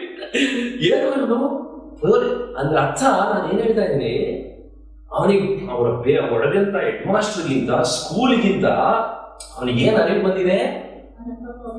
ಆ ಅರಿವು ಅವನಿಗೆ ಬಂದಿದ್ರಿಂದ ಅವನ ಅದನ್ನು ಫೇಸ್ ಮಾಡ್ತಿದ್ದಾನೆ. ನಿಮ್ಮ ಜೀವಿತದಲ್ಲಿ, ನನ್ನ ಜೀವಿತದಲ್ಲಿ ನಮಗೆ ಏನ್ ಬೇಕಂದ್ರೆ ನಾವು ದೇವರು ಯಾರನ್ನು ಅರಿವು ಬಂದ್ಬಿಡಿ ಸರ್. ಆ ಅರಿವು ನಿಮ್ಗೆ ಬಂದ್ಬಿಟ್ರೆ ನಿಮ್ಮ ಸಮಸ್ಯೆನ ಆತ ನಿಭಾಯಿಸ್ತಾನೆ, ನಿಮ್ಮ ಪರಿಸ್ಥಿತಿಗಳನ್ನ ಆತನ ಕಂಟ್ರೋಲ್ ಮಾಡ್ತಾನೆ. ಇದನ್ನ ದಾವೀದ ನಿಮಗೂ ನಮಗೂ ಕಲಿಸಿ ಕೀರ್ತನೆ 95 ನೋಡ್ರಿ ಎಷ್ಟು ಅದ್ಭುತವಾಗಿ ಹೇಳ್ತಾನೆ. ಆತನು ಯಾಕೆ ನಾನು ಸ್ತೋತ್ರ ಮಾಡ್ತೀನಿ ಅಂತ, ಸ್ತೋತ್ರ ಹೇಗ್ ಮಾಡ್ತೀನಿ ಅಂತ ಹೇಳ್ದ, ಈಗ ಯಾಕೆ ಮಾಡ್ತೀನಿ ಅಂತ ಹೇಳ್ದ. 4ನೇ ವಾಕ್ಯದಲ್ಲಿ ನೋಡ್ರಿ, ಭೂಮಿಯ ಅಗಾಧವು ಆತನ ಕೈಯಲ್ಲಿ ಇರ್ತದಂತೆ. ಯಾವುದು? ಭೂಮಿಯ ಆಳಗಳು, ಆಳವಾದ ಸ್ಥಳ ಯಾರ ಕೈಯಲ್ಲಿ ಇರುತ್ತಂತೆ? ದೇವರ ಕೈಗಳಲ್ಲಿ ಇರುತ್ತಂತೆ. ಮತ್ತೆ ಪರ್ವತ ಶಿಖರಗಳು ಆತನವು. ಪರ್ವತ ಶಿಖರಗಳನ್ನ ಯಾರದಂತೆ? ಆತನದು. ಯಾಕಂದ್ರೆ ನಾವು ಸಣ್ಣವರಾಗಿದ್ದಾಗ ಹೇಳ್ತಾ ಇದ್ವಿ, ನೀರಿಗೆ ಹೋಗ ದೇವರು, ಬೆಟ್ಟಕ್ಕೆ ಹೋಗ ದೇವರು, ಬೆಂಕಿಗೆ ಹೋಗ ದೇವರು. ಆಗಲ್ಲ. ಬೆಟ್ಟಗಳು ಆತನದು, ಬೆಂಕಿ ಆತನದು, ಉಂಟು ಮಾಡಿದೆಲ್ಲ ಆತನ. ಆ ದೇವರು ಬೈಬಲಲ್ಲಿ ಬಂದಿದೆ. ಒಂದೊಂದು ಆಬ್ಜೆಕ್ಟ್ಗೆ ಒಂದೊಂದಲ್ಲ. ಗಾಡ್ ಅಂದ್ರೆ ಈಸ್ ಬಿಯಾಂಡ್ ಎವ್ರಿಥಿಂಗ್, ಎಲ್ಲವನ್ನ ನಿಯಂತ್ರಿಸುವ. ಪರ್ವತಗಳ ಬಲ ಆತನದು. ಮತ್ತೆ 5ನೇ ವಾಕ್ಯದಲ್ಲಿ ಹೇಳ್ತಾ ಇದ್ದಾನೆ, ಆತನೇ ಸಮುದ್ರವನ್ನು ನಿರ್ಮಿಸಿದವನು. ನೀರನ್ನು ಉಂಟು ಮಾಡಿದವರು ಬೇರೆ ಅಲ್ಲ, ಬೆಂಕಿ ಉಂಟು ಮಾಡಿದವರು ಬೇರೆ ಅಲ್ಲ. ಒಬ್ಬೊಬ್ಬರ ಹತ್ರ ಹೋಗಿ ಡಿಪಾರ್ಟ್ಮೆಂಟ್ ಅಲ್ಲಿ ಮಾತಾಡ್ಬೇಕಾಗಿಲ್ಲ. ಉಂಟು ಮಾಡಿರೋ ದೇವರು ಯಾರು? ಆತನು ಕಾರ್ಯ ಮಾಡ್ತಾರೆ. ಹಲ್ಲೆಲೂಯ. ನಾನು ಈಗಲೂ ನೆನೆಸ್ತೀನಿ, ನಾವು ಬೋರ್ವೆಲ್ ಆಗ್ತಾ ಇದ್ದವ್ರಿಗೆ ನಾನು ಹೇಳಿದೆ, ದೇವರೇ ಯೇಸು ಸ್ವಾಮಿ ನಾನು ನಂಬಿದ್ದೀನಿ ಸರ್, ನಾನು ಈ ಚರ್ಚ್ ನಡೆಸ್ತೀನಿ ಸರ್, ನೀರು ಬರ್ತದೋ ಇಲ್ವೋ, ನಮ್ಮ ದೇವ್ರು ನೀರು ಕೊಡ್ತಾನೆ ಸರ್, ಪ್ರಾರ್ಥನೆ ಮಾಡ್ತೀನಿ. ಫಸ್ಟ್ ನೀರು ಬಂದ ತಕ್ಷಣ ಫೋನ್ ನನಗೆ, ಸರ್ 100 ಅಡಿಗೆ ಬಂತು ಸರ್, ನಿಮ್ಮ ದೇವ್ರು ದೊಡ್ಡವರು. ಅರ್ಥ ಆಗ್ತಿದ್ಯಾ? 100 ಅಡಿಗೆ ಅಂದ್ರೆ ನಾನು ಹೇಳ್ಬಿಟ್ಟು ಹೋಗ್ಬಿಟ್ಟೆ, ಆದ್ರೆ ಅವನಿಗೆ ಕಾರ್ಯ ಮಾಡಿದ ತಕ್ಷಣ ನೆನಪು ಬಂದಿರೋದು ಯಾವ ದೇವ್ರನ್ನ ನಾವು ಪ್ರಾರ್ಥನೆ ಮಾಡಿ. ಅರ್ಥ ಆಗ್ತಿದ್ಯಾ ನಿಮ್ಗಿದು? ಹಾಗಿದ್ರೆ ಅದನ್ನ ಉಂಟು ಮಾಡಿದವರು ಯಾರು, ಅದರ ನಿರ್ಮಾಣಿಕರು ಯಾರು, ಅವುಗಳೆಲ್ಲವನ್ನ ನಾವು ತಿಳ್ಕೊಳ್ಳುವಾಗ ದಾವೀದನು ಹೇಳುವಾಗೆ ಅವನೇನ್ ಹೇಳ್ತಾ ಇದ್ದಾನೆ ಅಂದ್ರೆ, ಕೆಳಗಡೆ ಇನ್ನೊಂದು ಪದ ಹೇಳ್ತಾನೆ, ಒಣ ನೆಲವು ಆತನ ಕೈ ಕೆಲಸವೇ. ಎಲ್ಲರೂ ಹೇಳಿ, ಒಣ ನೆಲವು ಆತನ ಕೈ ಕೆಲಸವೇ. ಅಂದ್ರೆ ಸಮುದ್ರದಲ್ಲಿ ನೀರು ತುಂಬಿದ್ದು ಆತನೇ, ಸಮುದ್ರನ ಒಣಗವಾಗಿ ಮಾಡಿದ್ದು ಆತ. ಈ ವಾರವೆಲ್ಲ ನನ್ನನ್ನು ಬಲಪಡಿಸಿದ ವಾಕ್ಯ ಇದೊಂದೇ, ಒಣ ನೆಲವು ಆತನ ಕೈ ಕೆಲಸ. ಚರ್ಚ್ನಲ್ಲಿ ಜನರನ್ನು ತುಂಬೋದು ದೇವರೇ, ಅದನ್ನು ಖಾಲಿ ಮಾಡಿದಾಗ ನಾವು ಆತನನ್ನೇ ಆರಾಧಿಸಬೇಕು. ಒಣನೆಲವು ಆತನೇ. ಒಣಗಿದ ಸ್ಥಿತಿಗಳು ನಮಗೂ ನಿಮಗೂ ಬಂದರೂ ಕೂಡ, ನಮ್ಮ ಜೀವಿತದಲ್ಲಿ ಏನೆಲ್ಲ ನಡೆದರೂ ಕೂಡ, ವ್ಯಾಪಾರದಲ್ಲಿ ಒಣಗೋಗಿದ್ದೀರಾ, ಸೇವೆಯಲ್ಲಿ, ನಮ್ಮ ಜೀವಿತದಲ್ಲಿ ಯಾವುದೆಲ್ಲ ಸ್ಥಿತಿಯಲ್ಲಿ ನಾವು ಒಣಗಿ ಹೋದರೂ ಕೂಡ ನಮಗೊಂದು ಗೊತ್ತಾಗಬೇಕೇನು ಗೊತ್ತಾ? ಒಣನೆಲವು ನಿನ್ನ ಕೆಲಸದ ದೇವರೇ, ನೀರು ತುಂಬಿದ್ದು ನೀನೆ, ಒಣಗಿರುವಂತೆ ನನ್ನ ಲೈಫ್ನಲ್ಲಿ ಮಾಡಿರೋದು ನೀನೆ, ನಾನು ನಿನ್ನೇ ಆರಾಧಿಸ್ತೇನೆ. ನಾನು ಈ ವಾರವೆಲ್ಲ ಈ ವಾಕ್ಯನ ಹೇಳ್ತಾ ಇದ್ದೆ, ದೇವರೇ ಒಣ ನೆಲವು ನಿನ್ನ ಕೈ ಕೆಲಸ, ಒಣ ನೆಲವು ನಿನ್ನ ಕೈ ಕೆಲಸ. ಯಾಕಂದ್ರೆ ನೀನ್ ಮಾಡ್ತಿದೀಯ ಸ್ವ. ಹಾಗಿದ್ರೆ ಭೂಮಿಯ ಆಳ ಆತನ ಕೈಯಲ್ಲಿದ್ರೆ, ನಮ್ಮ ಮೊಬೈಲ್ಗಳಲ್ಲಿ ಕೈಯಲ್ಲಿ ಇಟ್ಕೊಂಡು ನೋಡುವಂತ ಫೋನ್ಗಳ ಆಳ ಕೂಡ, ಹೃದಯದ ಆಳ ಕೂಡ ಯಾರಿಗೆ ಗೊತ್ತು? ಭೂಮಿಯ ಆಳ ಅವನಿಗೆ ಗೊತ್ತಿದ್ರೆ, ನೀವು ನಾವು ನಮ್ಮ ಹೃದಯದಲ್ಲಿ ಏನೆಲ್ಲ ಇಟ್ಕೊಂಡು ನಮ್ಮ ಫೋನ್ಗಳನ್ನ ಮಾಡ್ತೀವಿ, ನಮ್ಮ ತಂದೆ ತಾಯಿಗಳು ಗೊತ್ತಿದೆ ನಡ್ಕೊಳ್ತೀವಿ, ಅವೆಲ್ಲದರ ಆಳ ಯಾರು ನೋಡ್ತಾ ಇದ್ದಾನೆ? God is watching. ದೇವರು ಮಾತಾಡ್ತಿದ್ದಾನೆ, ನೋಡ್ತಿದ್ದಾನೆ. ಆದ್ರೆ 6ನೇ ವಾಕ್ಯದಲ್ಲಿ ಏನ್ ಹೇಳುತ್ತೆ? ಬನ್ನಿರಿ, ನಮ್ಮ ನಿರ್ಮಾಣಿಕನಾದ ಯೆಹೋವನಿಗೆ ಏನ್ ಮಾಡ್ರಿ ನೀವು? ಸಾಷ್ಟಾಂಗ ಬೆರಗಿ ಏನ್ ಮಾಡೋಣ ಅಂದ್ರೆ ಆರಾಧಿಸೋಣ. ಹಾಲೆಲೂಯಾ. ನೋಡ್ರಿ, ಈಗ ಬೆಟ್ಟ, ಪರ್ವತ, ಶಿಖರಗಳನ್ನ, ಸಮುದ್ರವನ್ನ ಅವನು ನಿರ್ಮಿಸಿದವನು ಮಾತ್ರ ಅಲ್ಲ, ಯಾರನ್ನ ನಿರ್ಮಿಸಿದಾನಂತೆ ಆತನು. ನೋಡ್ರಿ ಆ ವಾಕ್ಯವನ್ನ, ಬನ್ನಿರಿ, ಯಾರ ನಿರ್ಮಾಣಿಕ? ಎಲ್ಲರೂ ಹೇಳಿದ್ರು, ಎಲ್ಲರೂ ನಮ್ಮ ನಿರ್ಮಾಣಿಕನಾದ ಯೆಹೋವನಿಗೆ ನಾವೇನ್ ಮಾಡೋಣ? ಸಾಷ್ಟಾಂಗ ಬೆರಗಿ ಆರಾಧಿಸೋಣ. ಹೇಗೆ ಒಂದು ವಾಚ್ಗೆ ಒಬ್ಬ ನಿರ್ಮಾಣಿಕ ಇದ್ದಾನೋ, ಸಿಸ್ಟರ್ ರತ್ನ ಅಂತ ಹೋಗಿ ಕೇಳಿ ನೋಡ್ರಿ, ಅವ್ರ ಹತ್ರ ಮಾತಾಡ್ತಾ ಇದ್ರೆ ಅವ್ರು ಒಂದು ಹೇಳ್ತಾರೆ, ಈ ವಾಚ್ ಎಲ್ಲಿಂದ ಬಂತು? ಟೈಟಾನ್ ವಾಚು, ಇದಕ್ಕೆ ನಾವೇ ಚೈನ್ ಹಾಕಿದ್ದು ಅಂತಾರ. ಇದರಲ್ಲಿ ಇರೋ ಮುತ್ತುಗಳು ಹಾಕಿರೋದು ಯಾರು? ನಾವೇ, ನಮ್ಮ ಕಂಪ್ನಿಯಿಂದಲೇ. ಗೊತ್ತಾಯ್ತಾ? ಹೇಗೆ ನಾವು ಒಂದೊಂದು ವಸ್ತುಗೆ ಒಂದೊಂದು ನಿರ್ಮಾಣಿಕ ಇದ್ದಾರೋ, ನಿಮ್ಮನ್ನ ನಿರ್ಮಿಸಿದವನಿದ. ಎಲ್ಲಾ ವಸ್ತುಗಳಿಗೆ ಒಬ್ಬ ಕ್ರಿಯೇಟರ್ ಇದ್ರೆ, ಹೂ ಇಸ್ ಯುವರ್ ಕ್ರಿಯೇಟರ್? ನಿನ್ನನ್ನು ಉಂಟು ಮಾಡಿದವರು ಯಾರು? ನಿಮ್ಮ ಅಪ್ಪ ಅಮ್ಮ ಅಂತ ಹೇಳಕ್ಕಾಗಲ್ಲ. ಯಾಕಂದ್ರೆ ನಿಮ್ಮ ಅಮ್ಮ ಒಳಗಡೆ ಅಲ್ಲಿ ಮಣ್ಣಲ್ಲಿರುವ ಅದನ್ನ ತಗೊಂಡು ಆ ಮಗುನ ಒಳಗಡೆ ಏನು ರೂಪಿಸಕ್ ಆಗಲ್ಲ ತಾಯಿ ಕೈಯಲ್ಲಿ. ತಾಯಿ ಅದಕ್ಕೆ ಜನ್ಮ ಕೊಡ್ಲಿಕ್ಕೆ ದೇವರು ಉಪಯೋಗಿಸಿದ. ಅದರ ಒಳಗಡೆ ಇರುವಂತಹ ಫಿಲ್ಟರ್ಸ್, ಆ ಅಂಗಗಳು, ಅವುಗಳೆಲ್ಲವರು ಆ ಮಗು ಹೇಳ್ತಾ ಕುದುತ್ತೆ ಎಲ್ಲ, ಅದನ್ನೆಲ್ಲ ಈಗ ಅಂಗವಾಗಿ ಮಾಡಿದವನು ಯಾರು? ವಾಕ್ಯ ಹೇಳ್ತಾ ಇದೆ, ಆತನ ಅಸ್ಥಿ ಪಂಜರಗಳಿರುವಾಗಲೇ ಆತನ ಕಣ್ಗಳು ನಮ್ಮನ್ನು ನೋಡಿರುವಂತೆ. ಅರ್ಥ ಆಯ್ತಾ ನಿಮ್ಗೆ? ಹಾಗಿದ್ರೆ ಇಂಥ ನಿರ್ಮಾಣಿಕನಾದಂತ ದೇವರನ್ನ, ಅದಕ್ಕೆ ನೀವೇನ್ ಮಾಡ್ಬೇಕು ಗೊತ್ತಾ? ಸ್ತೋತ್ರ ಅಂದ್ರೆ ನೀವು ಮೇಲೆತ್ತಿ ಸ್ತೋತ್ರ ಮಾಡ್ತೀರ. ಸ್ತುತಿ, ಕೃತಜ್ಞತೆ, ಉತ್ಸಾಹ ಧ್ವನಿ ಮೇಲೆತ್ತಿ ಮಾಡುವುದು. ಆರಾಧನೆ ಅನ್ನೋದು ನೀವು ಬಾಗಿ ಮಾಡುವುದು. ಎರಡಕ್ಕೂ ವ್ಯತ್ಯಾಸ ಇದೆ. ಅದಕ್ಕೆ ಸ್ತೋತ್ರ ಹಾಡುಗಳು ಹಾಡುವಾಗ ನೀವು ಚಪ್ಪಾಳೆ ಕಟ್ತೀರಾ, ಸ್ತುತಿಸ್ತೀರಾ, ಕೊಂಡಾಡ್ತೀರಾ. ಆದ್ರೆ ಆರಾಧನೆ ಅನ್ನುವಾಗ ನೀವೇನ್ ಮಾಡ್ತೀರಾ? ಟು ಬೆಂಡ್, ಬಾವು. ಇಲ್ಲಿ ವಾಕ್ಯ ಹೇಳಿದ್ರೆ come let us Neel down. ಅಲ್ಲಿ ವಾಕ್ಯ ಇಂಗ್ಲಿಷ್ ನಲ್ಲಿ ಹೇಗಿರುತ್ತೆ ಅಂದ್ರೆ ಲೆಟ್ ಅಸ್ ಬೌ ಡೌನ್. ನಾವು ಬಾಗೋಣ. ಯಾಕಂದ್ರೆ ನಮ್ಮ ದೇವರು ಯಾರು? ಆತನ ಮುಂದೆ ನಾವು ಬಾಗಬೇಕಾಗಿದೆ. ಆತನ ಮುಂದೆ ನಾವು ಅಡ್ಡ ಬೀಳಬೇಕು. ಅದಕ್ಕೆ ಯಾವುದೇ ದೇವರ ಮಗನು ಕೂಡ ಶಿಲುಬೆ ಮುಂದೆ ಮೊಣಕಾಲಾಗಬಾರದು. ಅದರ ಅರ್ಥ ಏನು? ಶಿಲುಬೆ ಆಕಾರದಿಂದ ಎಲ್ಲಾದ್ರೂ ಹಾಕಿರುವಂತ ಶಿಲುಬೆ ಮುಂದೆ ನಾವು ಬಾಗಬಾರದು. ಯೇಸು ಸ್ವಾಮಿ ಫೋಟೋ ಮುಂದೆ ಬಾಗಬಾರದು. ಮರಿಯಳ ಮುಂದೆ ಬಾಗಬಾರದು. ಯಾವುದೇ ದೇವರ ಸೇವಕರುಗಳ ಮುಂದೆಯೂ ನೀವು ಬಾಗಬಾರದು, ಅಡ್ಡ ಬೀಳಬಾರದು. ನೀವು ಅಡ್ಡ ಬೀಳಬೇಕಾಗಿರೋದು ನಿಮ್ಮ ದೇವರಾದಂತ ನಿರ್ಮಾಣಿಕನ ಮುಂದೆ. ಅರ್ಥ ಆಗ್ತಿದೆಯಾ ನಿಮಗೆ? ಅದರಲ್ಲೆಲ್ಲ ಇಲ್ಲವೇ ಇಲ್ಲ. ಚರ್ಚು ಪಾಸ್ಟರ್, ಇಲ್ಲಿ ಚರ್ಚಲ್ಲಿ ಶಿಲುಬೆನೇ ಇಲ್ವಲ್ಲ. ಶಿಲುಬೆಲೆಲ್ಲ ಆತನು ಇರೋದು. ಆತನು ಆಕಾಶ ಭೂಮಿಯನ್ನು ಉಂಟು ಮಾಡಿದ ದೇವರು. ಒಂದು ಸಣ್ಣ ಕೋಲಲ್ಲಿ ಆತನು ಇಡಕ್ಕಾಗಲ್ಲ, ಆಕಾರದಲ್ಲಿ ಇಡಕ್ಕಾಗಲ್ಲ. ಆತನ ಮುಂದೆ ನೀವು ಸಾಷ್ಟಾಂಗವಾಗಿ, ಕನ್ನಡದಲ್ಲಿ ಇಷ್ಟು ಚೆನ್ನಾಗಿದೆ ನೋಡ್ರಿ ಆ ಪದ, ಸಾಷ್ಟಾಂಗವಾಗಿ ಆತನನ್ನ ಆರಾಧಿಸ್ತಾರೆ. ನಿಮ್ಮ ಹತ್ರ ನೇರವಾಗಿ ಬೇಜಾರಾದ್ರೂ ಪರವಾಗಿಲ್ಲ, ಒಂದೇ ಒಂದು ಪ್ರಶ್ನೆ ಕೇಳ್ತೀನಿ. ಇಷ್ಟು ವರ್ಷ ನೀವು ದೇವರನ್ನು ನಂಬಿ ಬಂದೆ, ಯಾವತ್ತಾದ್ರೂ ಸಾಷ್ಟಾಂಗವಾಗಿದೆಯಾ? ಅಡ್ಡ ಬಿದ್ದಿದ್ದೀರಾ? ಶುಕ್ರವಾರ ನಾನು ಇಲ್ಲಿ ಬಂದೆ, ಬಿದ್ದಿದ್ದೀನಿ, ಅಡ್ಡ ಬಿದ್ದಿದ್ದೀನಿ. ಈ ವಾಕ್ಯಗಳು ನಿಮ್ಗಲ್ಲ, ಇದು ನನಗೆ. ಬುಧವಾರ ನಾನು ರೂಮ್ನಲ್ಲಿ ಅಡ್ಡ ಬಿದ್ದೆ. ನಾನು ನಿಮ್ಗೆ ಹೇಳ್ತೀನಿ, ಒಂದೇ ಒಂದು ನಿಮ್ಮ ಲೈಫ್ ಟೈಮ್ ಮಾಡಿ ನೋಡಿ. ಒಂದೆರಡು ತಿಂಗಳಿಂದ ಚರ್ಚಲ್ಲಿ ಒಬ್ಬ ಅಮ್ಮ ಬಂದಿದ್ರು, ನೆನಪಿದೆ ನಿಮಗೆ? ಚೇರ್ ಮೇಲೆಲ್ಲ ತಳ್ಳಿಬಿಟ್ಟು ಆ ಮಂಜುಳ ಅಡ್ಡ ಬಿದ್ದಿದ್ರು. ನಿಜವಾಗ್ಲೂ ನಿಮ್ಮ ಲೈಫ್ನಲ್ಲಿ ನಾನು ನಿಮ್ಗೆ ಹೇಳ್ತೀನಿ, ಒಂದೇ ಒಂದ್ಸರಿ ಅದನ್ನು ಮಾಡಿ. ಆದರೆ ನೀವು ಈ ದೇವರನ್ನ ನಂಬದೆ ಅನ್ಯ ದೇವರುಗಳ ಹತ್ರ ಇದ್ದಾಗ ಹೋಗಿ ಅಡ್ಡ ಬಿದ್ದು ಗುರುಳು ಸೇವೆ ಕೂಡ ಮಾಡಿದ್ರಿ ನೀವು. ಅಲ್ಲ ಅವನು ಇವನು ಅದೆಲ್ಲ ಕೇಳಿದಾಗೆಲ್ಲ ಕೊಟ್ಟಿದ್ರಿ. ಆದ್ರೆ ಈ ದೇವರು ಯಾರನ್ನು ಅರಿವು ಬಂದ್ರು ಕೂಡ ಚೇರಲ್ಲಿ ಸುಖವಾಗಿ ಸ್ವಾಮಿ ಎಲ್ಲ ಆಟ ಮಾಡ್ತಾರೆ. ಆಗಿದೆಯಲ್ಲ ಆ ಕೇಳ್ತಾ ಇದ್ದೆ, ಸಾಷ್ಟಾಂಗ ಅದನ್ನ ಆರಾಸ. ಯಾಕೆ? ಏಳನೇ ವಾಕ್ಯ ಇದೆ, ಆತನು ನಮ್ಮ ದೇವರು, ನಾವು ಆತನು ಪಾಲಿಸುವ ಪ್ರಜೆ, ಆತನ ಕೈ ಕೆಳಗಿರುವ ಹಿಂಡು. ಅಂದ್ರೆ ಪ್ರಜೆ ಅಂದ್ರೆ ಬೇರೆ ವಾಕ್ಯ ಹೇಳ್ತದೆ, 3ನೇ ವಾಕ್ಯದಲ್ಲಿ ಆತನು ಮಹಾರಾಜ. ಆ ಮಹಾರಾಜನಿಗೆ ಯಾರು ಪ್ರಜೆ? ನಾವೇ ಪ್ರಜೆಗಳು. ಈಗ ಆತನ ಕೈಗಳಲ್ಲಿ ಏನಿದೆ? ಭೂಮಿಯ ಆಳಸ್ಥಳ ಇದೆ ಅಂದ್ರೆ ಈಗ ಆ ಕೈಗಳಲ್ಲಿ ಯಾರಿದ್ದಾರಂತೆ? ಆ ಕೈಗಳಲ್ಲಿರುವಂತ ಹಿಂಡು ನಾವಾಗಿದ್ದೇವೆ. ಇಂಗ್ಲಿಷ್ ನಲ್ಲಿ ಹೆಂಗಿದೆ ಅಂದ್ರೆ ಆ ಕೈಯಲ್ಲಿರುವ ಕುರಿಗಳಾಗಿದ್ದೀವಂತೆ ನಾವು. ಆ ಕೈಯಲ್ಲಿ ಏನಾಗಿದೆಯಂತೆ? ಕುರಿ.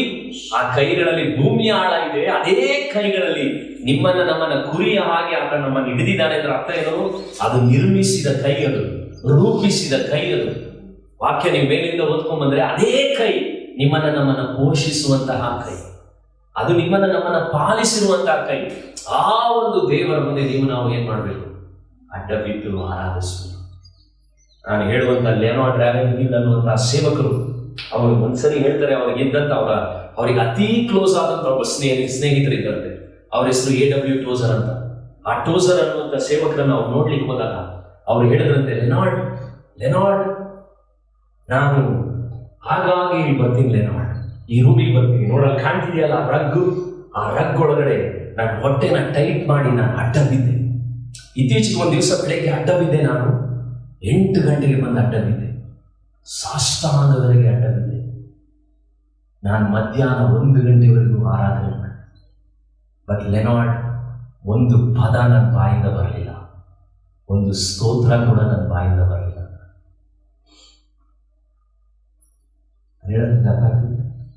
ಬೆಳಿಗ್ಗೆ 8 ಗಂಟೆಯಿಂದ 1 ಗಂಟೆವರೆಗೂ ಸಾಷ್ಟಾಂಗದವರೆಗೆ ನನ್ನ ಹೊಟ್ಟೆನ ಕೆಳಗಾಕಿ ನಾನು ಅಡ್ಡ ಬಿದ್ದೆ. ಆದರೆ ನನ್ನ ಆರಾಧನೆಯಲ್ಲಿ ಒಂದು ಪದ ಬರಲಿಲ್ಲ, ಒಂದು ಸ್ತೋತ್ರ. ನಾನು ತಾಳ್ಮೆಯಿಂದ ಹೇಳಿದೆ, ನನಗೆ 15 ನಿಮಿಷ ಹೋಗಕ್ಕಾಗಿಲ್ಲ. ಇಷ್ಟು ವರ್ಷದಿಂದ 15 ನಿಮಿಷ ಮೀರಿ ನಾನು ದೇವರನ್ನ ಆ ರೀತಿ ಆರಾಧನೆ ಮಾಡಕ್ಕಾಗಿಲ್ಲ. ಆದ್ರೆ ಆ ಭಕ್ತರುಗಳು ಆ ರೀತಿ ದೇವರನ್ನ ಆರಾಧನೆ ಮಾಡೋದ್ರಿಂದ ಅರ್ಥ ಏನು? ಅವರು ತಿಳಿದಂತ ದೇವರನ್ನ ನಾವು ರೋಸರ್ ಯಾರು ಗೊತ್ತಾ? ನನ್ನ ಮಗಳು ಸತ್ ಹೋದಾಗ ದೇವರನ್ನ ಆರಾಧಿಸ್ತಾರೆ. ಅವತ್ತು ಅವರು ಒಂದು ಪುಸ್ತಕ ಬರೀತಾರೆ, ಪರ್ಸ್ಯೂಟ್ ಆಫ್ ಗಾಡ್ ಅಂತ, ದೇವರನ್ನ ಹುಡುಕುವುದು.